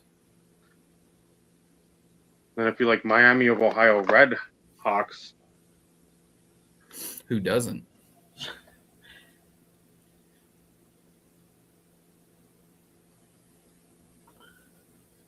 Travis Prentice. That's where Big Ben went to school, wasn't it? Miami, Ohio. Yeah. Correct. That would be correct. Yeah, other than that, I mean, there's some other stuff, but nothing like the MVP promotion. Yep. Basically that, which I got a Jamal Lewis rookie one for like $10. Chip. Unless I've got my program. Yeah. Northcutt and Phil Dawson from probably Patriots bludgeoning. Phil Dawson. They knew that he was the offensive weapon. I was going to say, until Myles Garrett, he really was the best Brown since they returned. Dolphins had what, 1-2 wins to that point.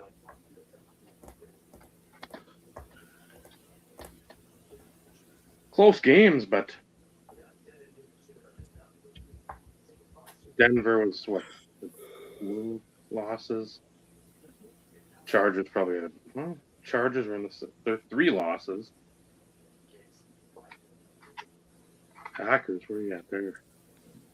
3 losses early in the year. Yeah. Yeah.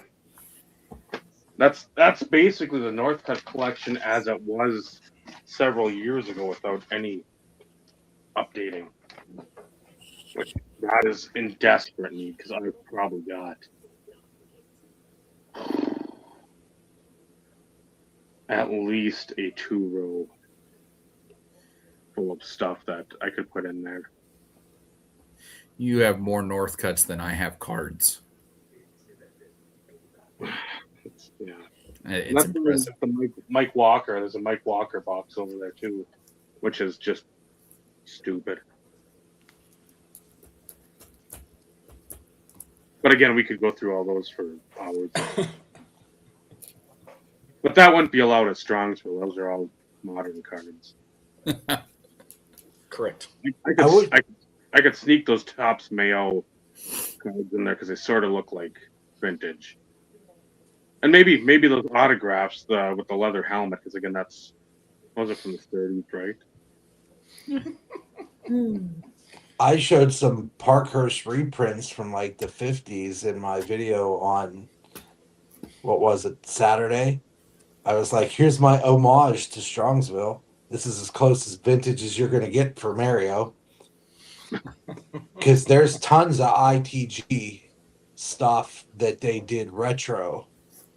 And Joe likes those a lot. So when they had the 400 jersey cards for Mario that came onto ComC, he and I discussed them before because I said, are you going to go after any of those? And he said, yes. So I laid off because I didn't want to upbid him. Yeah. And what a concept to help out your friends in the hobby. But I digress. Yes, Scott, that's why we're saying what we're saying, just for context. The difference is you have scruples and it doesn't affect your heart in the way it affects some other people's heart. Let's not create a new word. Yeah. I've never seen a grown ass man like to the point of tears over a card show. I mean, there's things in life that are 100 times worse, but a card show, it was like talking about AI in practice. You're talking about a card show, a place where you go to spend ungodly amounts of money on cards of a bunch of guys on cardboard that has no real value backing that item. Not like silver or gold. Most of which are cardboard. Yeah. As I say, a majority of people collecting them didn't see any of the fuckers play. That's what drives me insane. Hashtag facts. Yeah, you might have been lucky to see like the old timers day at Yankee Stadium and maybe somebody was there, but that's it. That's literally it. And how I saw most of those old players, when you have ESPN or Baseball Network, from when the season over, they show when you have insomnia, as I do, they'll play old games from the 70s, the 50s, the 60s, and you luck out and you're watching these games and you're like, damn, I wish I got to see that player more. Or my grandfather used to tell me stories about all these guys, but I never could get into it. But if you did, like Cardboard Underground, him and his dad shared a lot of bonds, and he went and looked at the stats and all this stuff. That's great. I'm never going to tell you what not to collect, but it seems most of those people have this tendency to criticize everything else everybody else freaking collects, whether in public or private. That seems to occur, or they look down. Who cares? No, it does not. That does not happen. The Vinny. hell it How- doesn't. How dare you? How dare you? Well, exactly. And Though I walk through the valley of the shadow of cardboard, I shall fear no vintage person. For I have Dennis Northcutt and this obscure guy in a what 3,000 count box. It's bigger than any collection that these people have. Dude, you know what it's all about? Five jagoffs sitting around here talking about the most crazy ass shit in the world. That's from cardboard to this. This is the hobby. This is like they say in the movie Heat when they ask. I can't think. Michael was it? No, it's not Michael Madsen. Who is it? He's the other dude that died this past Val year. Kilmer. No, the other dude, Oh, Bob Ross. Bruce Springsteen. I can't think of his name, Michael. You know who I'm talking about. It's not Michael Madsen. It's the other guy, Tom Mark Sizemore. Tom Sizemore. Tom Sizemore. Yeah, Tom Sizemore. Tom When- Sizemore's been dead for a few years. Yeah. So when they ask him, "Are you in?" He's like, "Yeah, I'm in," because the actual action, the looking for something, is the juice. Yes. The juice of this hobby is hanging out with your friends, chasing after this stuff, and having the time of your life, and then talking. That's like 20% of the shit that brings you together. And then most people who talk on a frequent to often basis show pictures of barbecue that they made, or this is my kid doing this. There's stuff outside the hobby. You know how But I that's saw just my little soliloquy of the evening. I tendency to do that more after September of 2025, but that's just me. how I saw. I'm guessing a lot of other people how they got introduced in our age range of these old timers. The old home run derby, and I don't know where Yeah. it was from. That's what I remember watching. You'd have you'd maybe have like the Henry Aaron, and you'd have somebody else that had probably 3-5 good years, but wasn't like Aaron Clemente. Again, pitcher wise, Koufax, Carlton, all these guys where you know them. I was like, oh, this guy, who is this? And you'd sit there and watch and just be that empty stadium, basically plopped down in the middle of some neighborhood because you just see the houses like over the left field wall on ESPN. It'd be a half-hour show. If wrestling wasn't on, if monster trucks weren't on, and if the tractor pulls weren't on, that's what you'd see. Mm-hmm. And that's how I got introduced to a lot of these guys, and like didn't have sparkling personalities on there either. There was, hey, whatever announcer, how are you? I hope to go out there and do my best. Shut up. What needed to happen for baseball and hockey and basketball was the beautiful thing that happened for the NFL films. Yeah. You went, he took you back 50 years to the conception of this.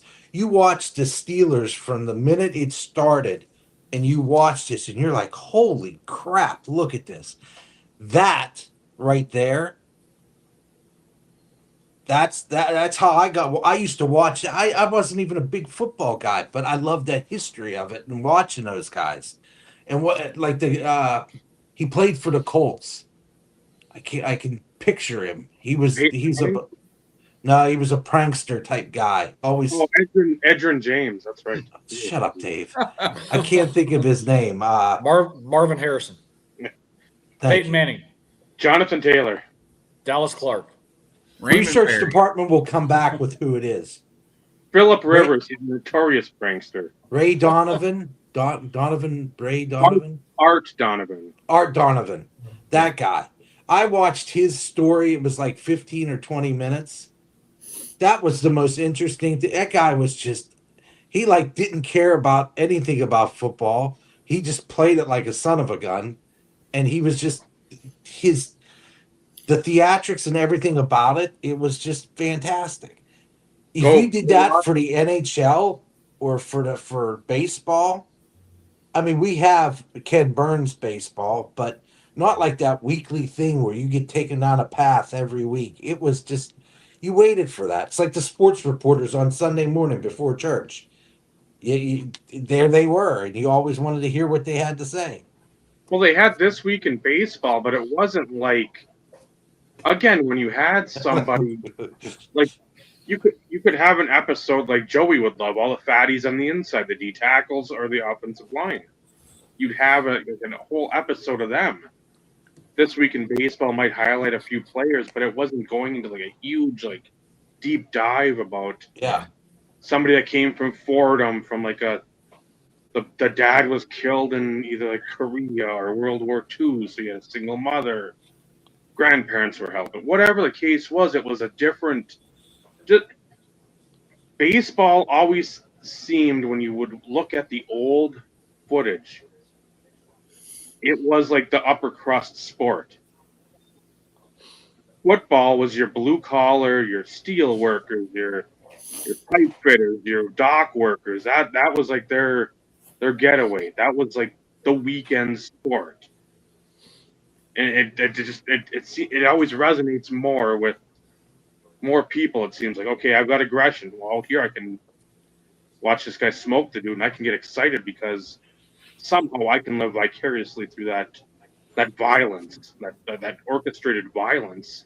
Or baseball, you're sitting there and watching the pitcher scratch his ass for 10 minutes before he throws the ball to the floor. It's like, wow, if I want to do that, I'd go to my job and watch my boss. Like that's how it is. So that it's in NFL films, you had the music, you had Steve Sable and his old man brilliantly editing stuff, having the voiceover dude, and I mean it was like the James Earl Jones where when you heard the music, you know, like NFL, Lambeau and then you Field. heard the guy on the frozen tundra of Lambeau Field. And it's just like, okay, stop whatever's going on. This has now got my attention. Yeah. So again, it was much. I wish they'd still play. I wish they'd have like a Pluto channel of NFL film stuff. I just put that on it because that's how I found, like you said, Art Donovan, Phil Villapiano, backer for the Raiders. I'm like, this dude is just a wild man out there, and that's how I bought some of his stuff because I remember watching him. I hate the Raiders, and I've said it a million times, but they've got a lot of players I really liked back in like the 60s and 70s because they were just badasses, hard hitters. They didn't give a fuck. So that's why I got like Jim Otto cards, like the ones that Joey picked up. I've got that Jim Otto in that variation that he picked up, the Willie Wooden, Jim Taylor, I think it was. Like, I couldn't believe when I got that off one of the Facebook groups for $40-ish. But yeah, If The deals that you pulled out your ass in those days. Yeah. I saw another one of the Nitschke NT patches out of 6. Joey sent that to me. He's like 20 at $20, and I'm like, did you buy it? He's like, if I didn't have one, I said, did you buy it? He's like, I don't even think it filled. That's ridiculous. I know the last one I think either you sent or he sent was like just over 3. Joey bought one for 300, I think. That might have been the one. Yeah, because I think maybe it had like a $330 or $350 price tag on it, and he bought it for $3 at National. Oh yeah, we're talking about the one he just got this past year. Yeah, I think it was $300. That sounds around Outside. the area. Yeah. So I've seen half the print run, and they've all got nasty patches in them. Yeah, mine's got some real thready pubic for it that just is like. It's the perfect Nitschke card. Up to bat number 53, right fielder Bobby Brave. Barry Callis has one auto that I know of on Sweet Spot. That's something I know. I think either Mike O or Ed have, and that's one that I know at some point I'd like to get. But yeah, that Nitschke, like how did that fill? You people don't understand, like, How great that card is. well, how hard is it to find anything niche key patch wise? And what was the price that it didn't fill at? It was 20 at $400. I mean, that's not terrible. Not Had I not spent the money I had spent the last 2 days, I would have just bought it. but yeah, Joey got his for what, 3, and then I got mine for like 175. Yeah. Think with that. So there you go. Ed confirmed. He bought See, it. that's the thing too. Trying to remember everybody what they get when it's like a bigger card. Somehow a lot of it's stuck in here. Some of it's leaked out of the ears over the years. But I'm curious to see whose year it will be this year at National. Because this last year it was Brad and the Marinos. Yeah. Yeah, he killed it. And then I think it was the year before when Joey cleaned up. Or maybe it was 2 years prior to that when Joey had the triple Packer auto of Star Rogers and Favre. yeah, because that's when he found your The Favre patch. Favre. Yeah. That was 23. The ultimate super patch 4 of 10. Yeah, that's when we were there. We saw that card in person. Wait till my fat ass goes to Expo. There's a target rich environment for 3 of the 4 people around me right now there. In person where you could actually see this stuff.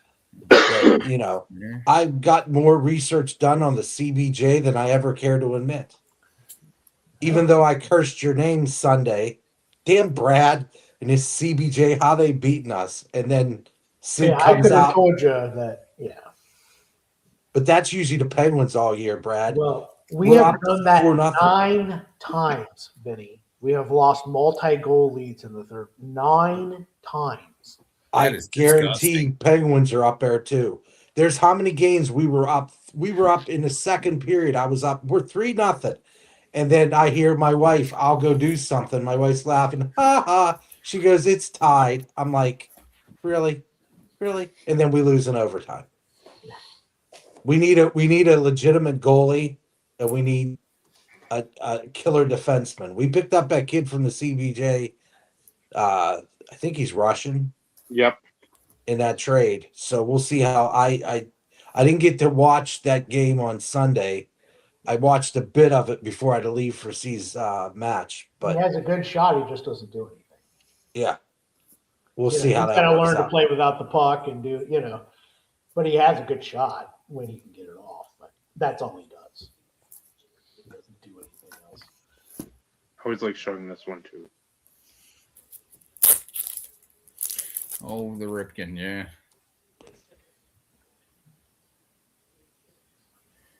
Brad, do you have any other cards with the dolphin head on it? Yeah, let's see. I've got. There's some pubage. I remember that. Rashad Jones, Ryan. Yep. I mean, I should have clarified with Marino. Oh, with Marino? No. I don't know that I have any dolphin heads. No, look, I have tags. I'm pretty sure there was one that National Panini National Treasures book. Yeah, that's the Tannehill one. Yes. Yes. Well, he's asking about Marino, if I have one in Marino. And I don't think I do have dolphin head Marino. The Flawless Emerald that you just got in that deal has partial. Well, yeah, I guess, that's the paint. I was forgetting because I was thinking patch, not paint. Yeah, it's got the paint. That's what I like about it is the vintage in there. But no, that's actually one thing that's kind of missing because I want those absolute jumbo patches. Ooh. There's a couple that have the paint logo. Yeah. I've never seen one that was truly for sale. You know what I mean? Yeah. The Immaculate horizontals. Yes. There's quite a few of those with the paint patches. Yeah, that's one big regret of never buying one of those early on. Because I have the That's- 15 that's patch, you know. But That's one of my biggest regrets is the farv that I got from you yeah. with yeah, the anniversary patch in it. right. I sold that card for $550. Now, I think the last one that sold, because they don't trade publicly, it's all private Oh, deals yeah. now, Mhm. and every one of them recently has been over $2,000.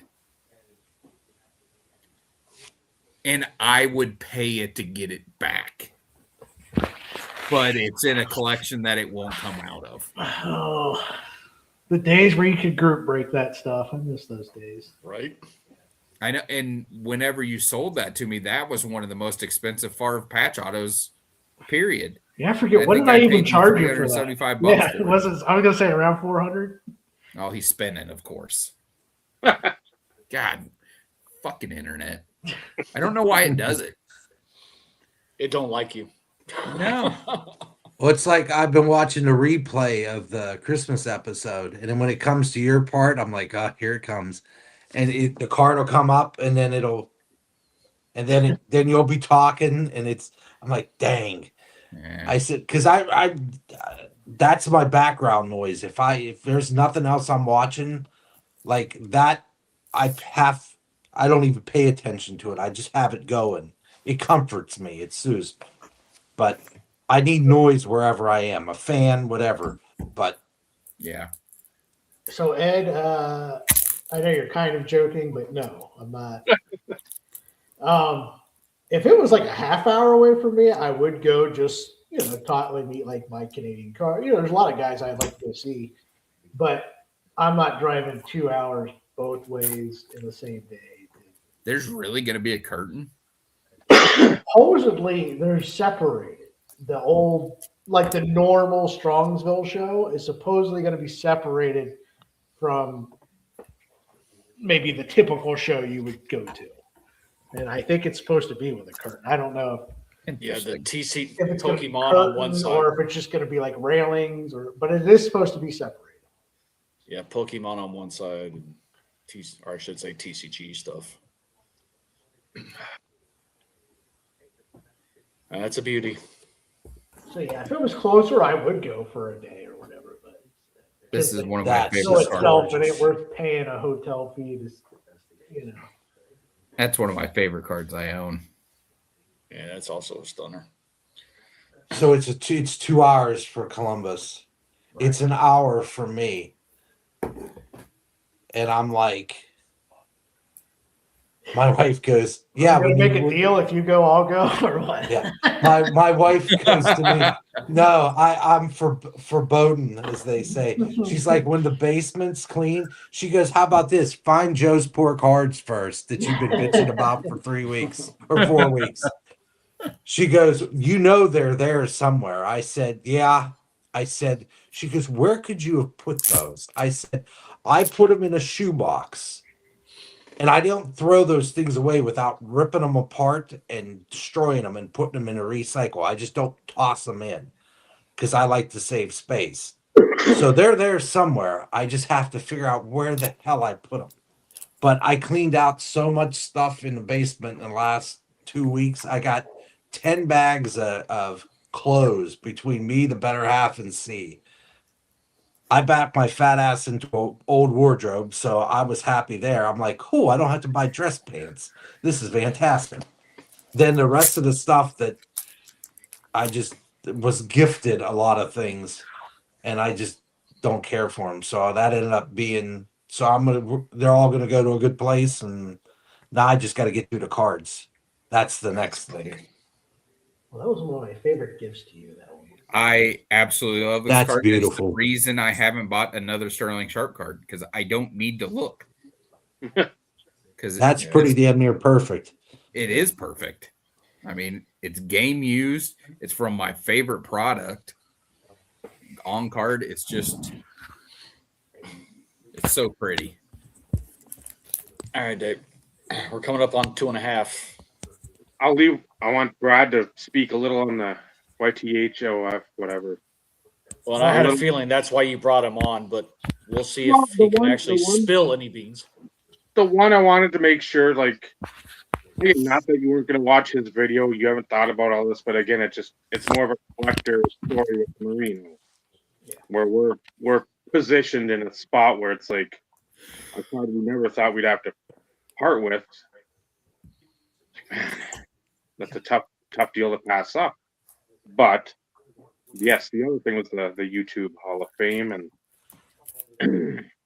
the getting the video out with what do you call it? The veterans, I guess that would be. Yeah, I was like, I haven't really. I need to come up with like a specific name for it, but I was just like old timer. I don't know. Like, what do we call it? That's open for thing. Everybody got a good name. What do we call it? Well, just like the old school tubers. That's what we always. That's why I just did like old timers. You get the point. But yeah, so we finally have a date of when this is going to start. It's going to be February 8th through February 22nd. So it's a couple weeks later than what it normally is, and the reason for that is the same guys who run the Football Card Hall of Fame, Ray and Scott, they always do it during that same time frame. So obviously they can't do both, So he said we're just making its own monthly thing. So I said okay, because they're like, well, what time does he normally do it? I'm like, he always says it's the last 2 weeks of January. Mm-hmm. So. Hey, first year we're already ruffling feathers and changing the dates around. There you go. No, but I figured no one would care. But yeah, we at least have dates so you can look out for that. So as long as nothing changes, those would be the dates. We'll do a Sunday to Sunday. That should be plenty of time for. Do you know my two favorite things about what this might entail? That people will be like, "Oh, I voted for whatever schlubs, the Missouri guy with the big nose and baseball collector's new friends or whatever." But I didn't vote for any veterans because I really don't know any of them. I might keep a running tally of how many videos I hear that in because that's just what our community is of the newer guys. I won't say all of them because that's not fair. No, because I have actually gotten a few messages of a guy who was actually going through the list. And he goes, also would be helpful if you split up, and he's not wrong, like the ones that are still active, just so he can go like sub to them and stuff, and the ones, like might do that at some point. You're like, yeah, maybe that's a next year thing or something. But at the same time, it's like, well, again, you've got information that's been given to you, so you don't have to sit there and what would be helpful? It'd be helpful if you clicked on the link and fucking looked at it. That would be helpful. I can't go to the store, fill your grocery cart with what you want, and pay for it, and then you're like, oh, thank you. No, it doesn't work that way. Just highlight them. So that's why I'm trying to get it out there ahead of time, so no one's like, well, I had no idea this was going on. Yeah. Highlight them, bold them. You like that could be something quick that you could do now for anybody who's active. Yeah, maybe. I do a bold for the one still active. That might be a good idea because that's quick. Well, that's just why you're here. My thing was I went through the Google Doc and I'm looking at it and I'm like, let's see if there's any hockey channels. Oh, let's see. And I'm like, no. Just by the name. And I'm like, no, can't say that there is. There is. Hockey, is JBB on there? Was it Hockey Stud? What was? Did I miss it? BQ Aggies on there. See, I was looking BQ like Aggie, hockey in the name, so I didn't know. No. Trust me, everyone is represented. I made sure of that. So then what I'm going to basically have to do is basketball. All the people I don't know, I'm just going to have to go watch a couple of their videos for shits and giggles. But and why not? That's the whole purpose of this thing. He's the Dallas Stars guy.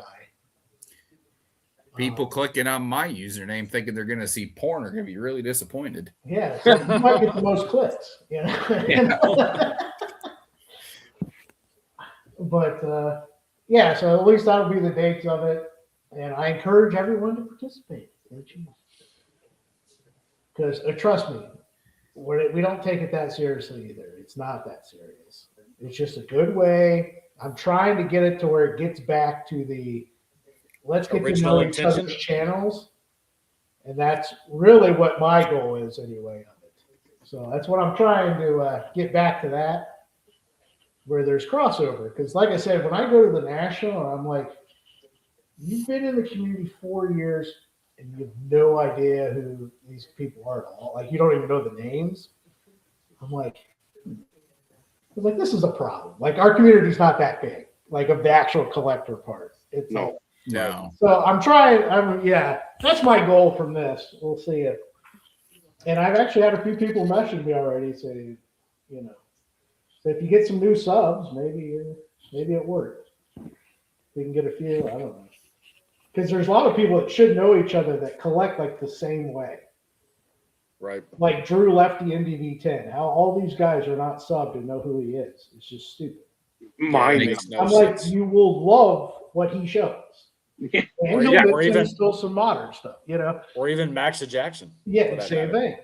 And it's like, how do you not know who these people are? And it's like, it's sad because you would love them, and they meet them at national too, and they don't even realize they have like Right. YouTube. And when I started seeing that as I've gone to these national, I'm just like, Yeah. there's a better way for this. How do you Bring not back- know?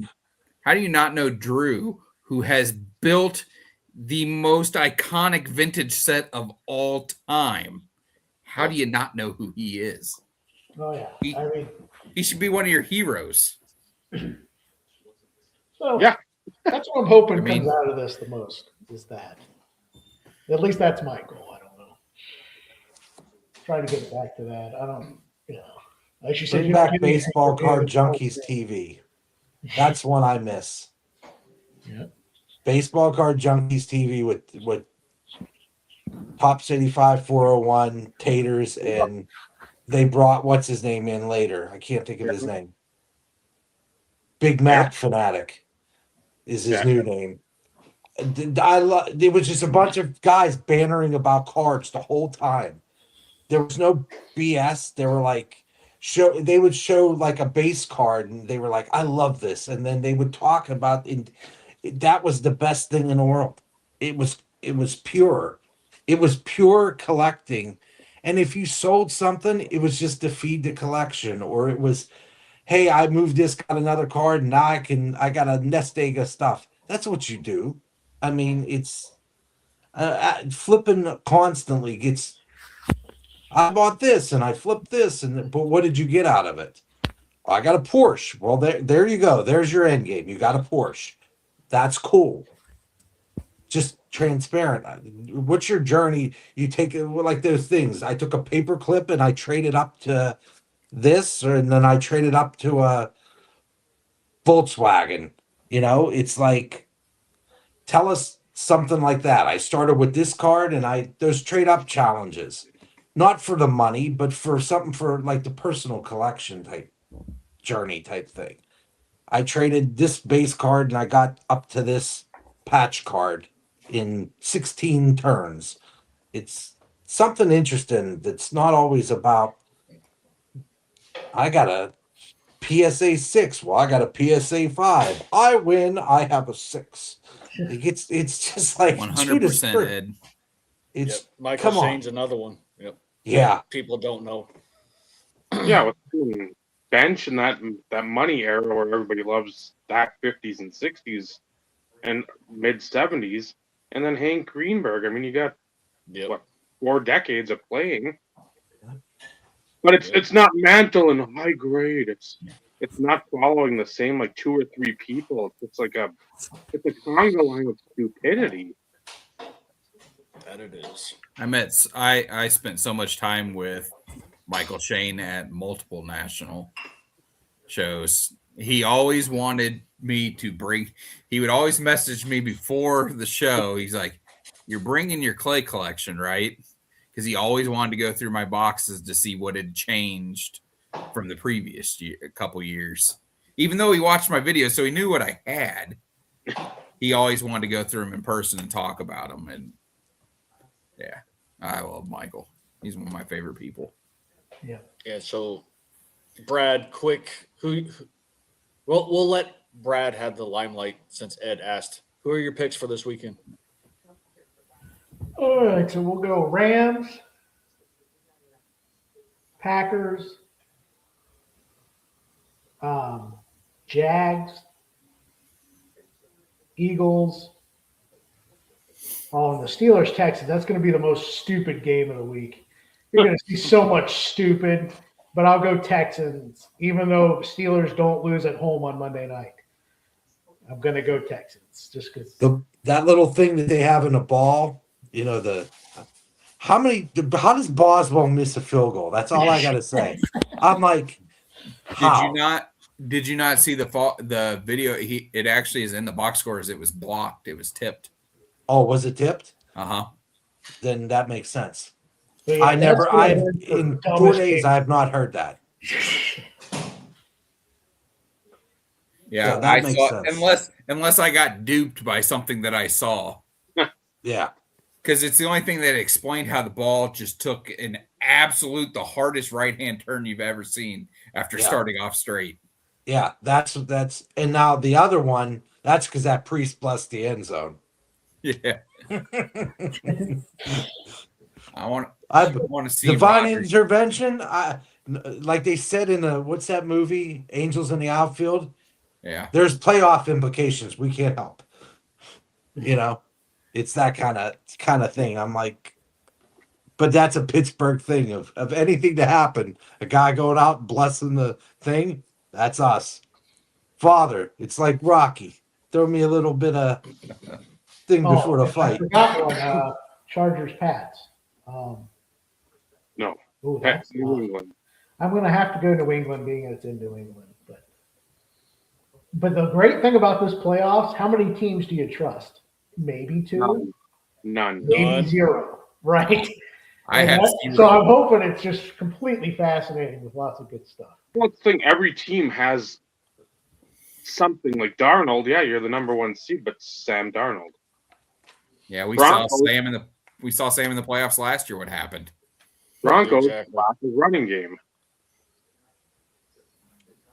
Chargers.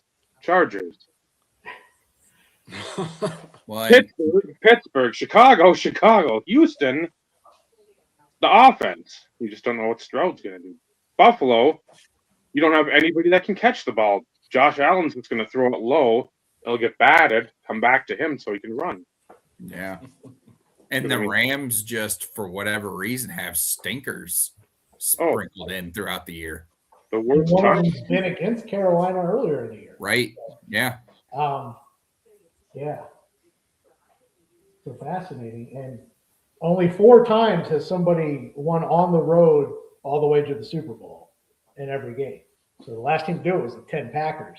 Yep. So, like, the Rams may have to do that. A lot of people, that's probably the favorite of the non-top 4s, but it's like, it's hard to do. Yep. I'm rooting for Bears Jags Super Bowl. That's what I'm rooting for. I would not be. But I would love to. I want Packers Steelers again. It won't happen, but that'd be a good one. It would be something. The Packers beat us in a regular season, didn't they? Yeah. I thought so. Love had probably his best game of the year against the Steelers. Or maybe his second best game. Yeah, if I just thought the Bears could make them punt a couple of times, I'd take the Bears. But the defense is so bad. If they don't get a turnover, they don't stop you. So it's just like, in the playoffs, you just can't play like that. So and the Packers they're just a fucking infirmary. I mean, Love's gonna they've been in a month. Love's gonna see his first action in like 3 weeks, and that's gonna be rusty. I'd like to see Jacksonville, Seattle, 2 media markets that nobody cares about. Right. Sort of like the Pittsburgh, Green Bay. Because I would say probably Jags, Rams have the most even rosters. Yeah, but they don't have clear holes. And I think that would be a fun game. Yeah, the clear hole could be Trevor Lawrence turning back into a pumpkin, but he's been very good the second half of this year. So yeah. Lord Farquaad. Yeah, it's the people that have his stuff. It's finally paying off for a minute. Well, again, the people that actually held his stuff this long, that which never seems to happen. Which means we might have to open finally those 21 Prism hanger boxes we've got. Well, Ryan sold out at the right time on Trevor. Oh yeah. So, but wrap us up, Dave. Thank you to Brad making time to come on this shit show. Thanks for everybody commenting and adding to the fun. It's got to be that. He that should number. be. He should be. No, nobody gives a shit, Ed. Fuck the Eagles. Fuck them. Yeah. Need somebody. Jalen Hurts is like the punter now. I mean, I don't know what happened to him. AJ Brown, him, everybody. It's no. Turn back into the shitty player he was in college. Yeah. And then you don't have a line because Lane Johnson seems to get hurt every third play. So, and that's been the MO for. I was gonna say he should get the MVP award because every time he's out, that offense just looks horrible. Yeah. But I think he's gonna play this week, or at least give it a shot. So. I'll say John Harbaugh to the Giants too. He should just take the year off. I would. That's what I'd recommend, but I'm sure they're going to throw money at him. So, money talks, bullshit walks. Mm-hmm. Just talk to the people at Strongsville. Anyway, Brad, Vincenzo, Michael, Steve, I'm Dave. Been the IRP. Next week, Tuesday, so back to our normal date and time for I think the next couple weeks anyway. I don't know the last week of January what that entails, but next couple weeks were Tuesday night. So remember, collecting vintage, it's the best hobby. Bitching about a sports card show that makes a couple minor changes and you're in your late 50s, you need to go to the nursing home because nobody gives a fuck about you. Good night, everyone. Good night, everybody. All right.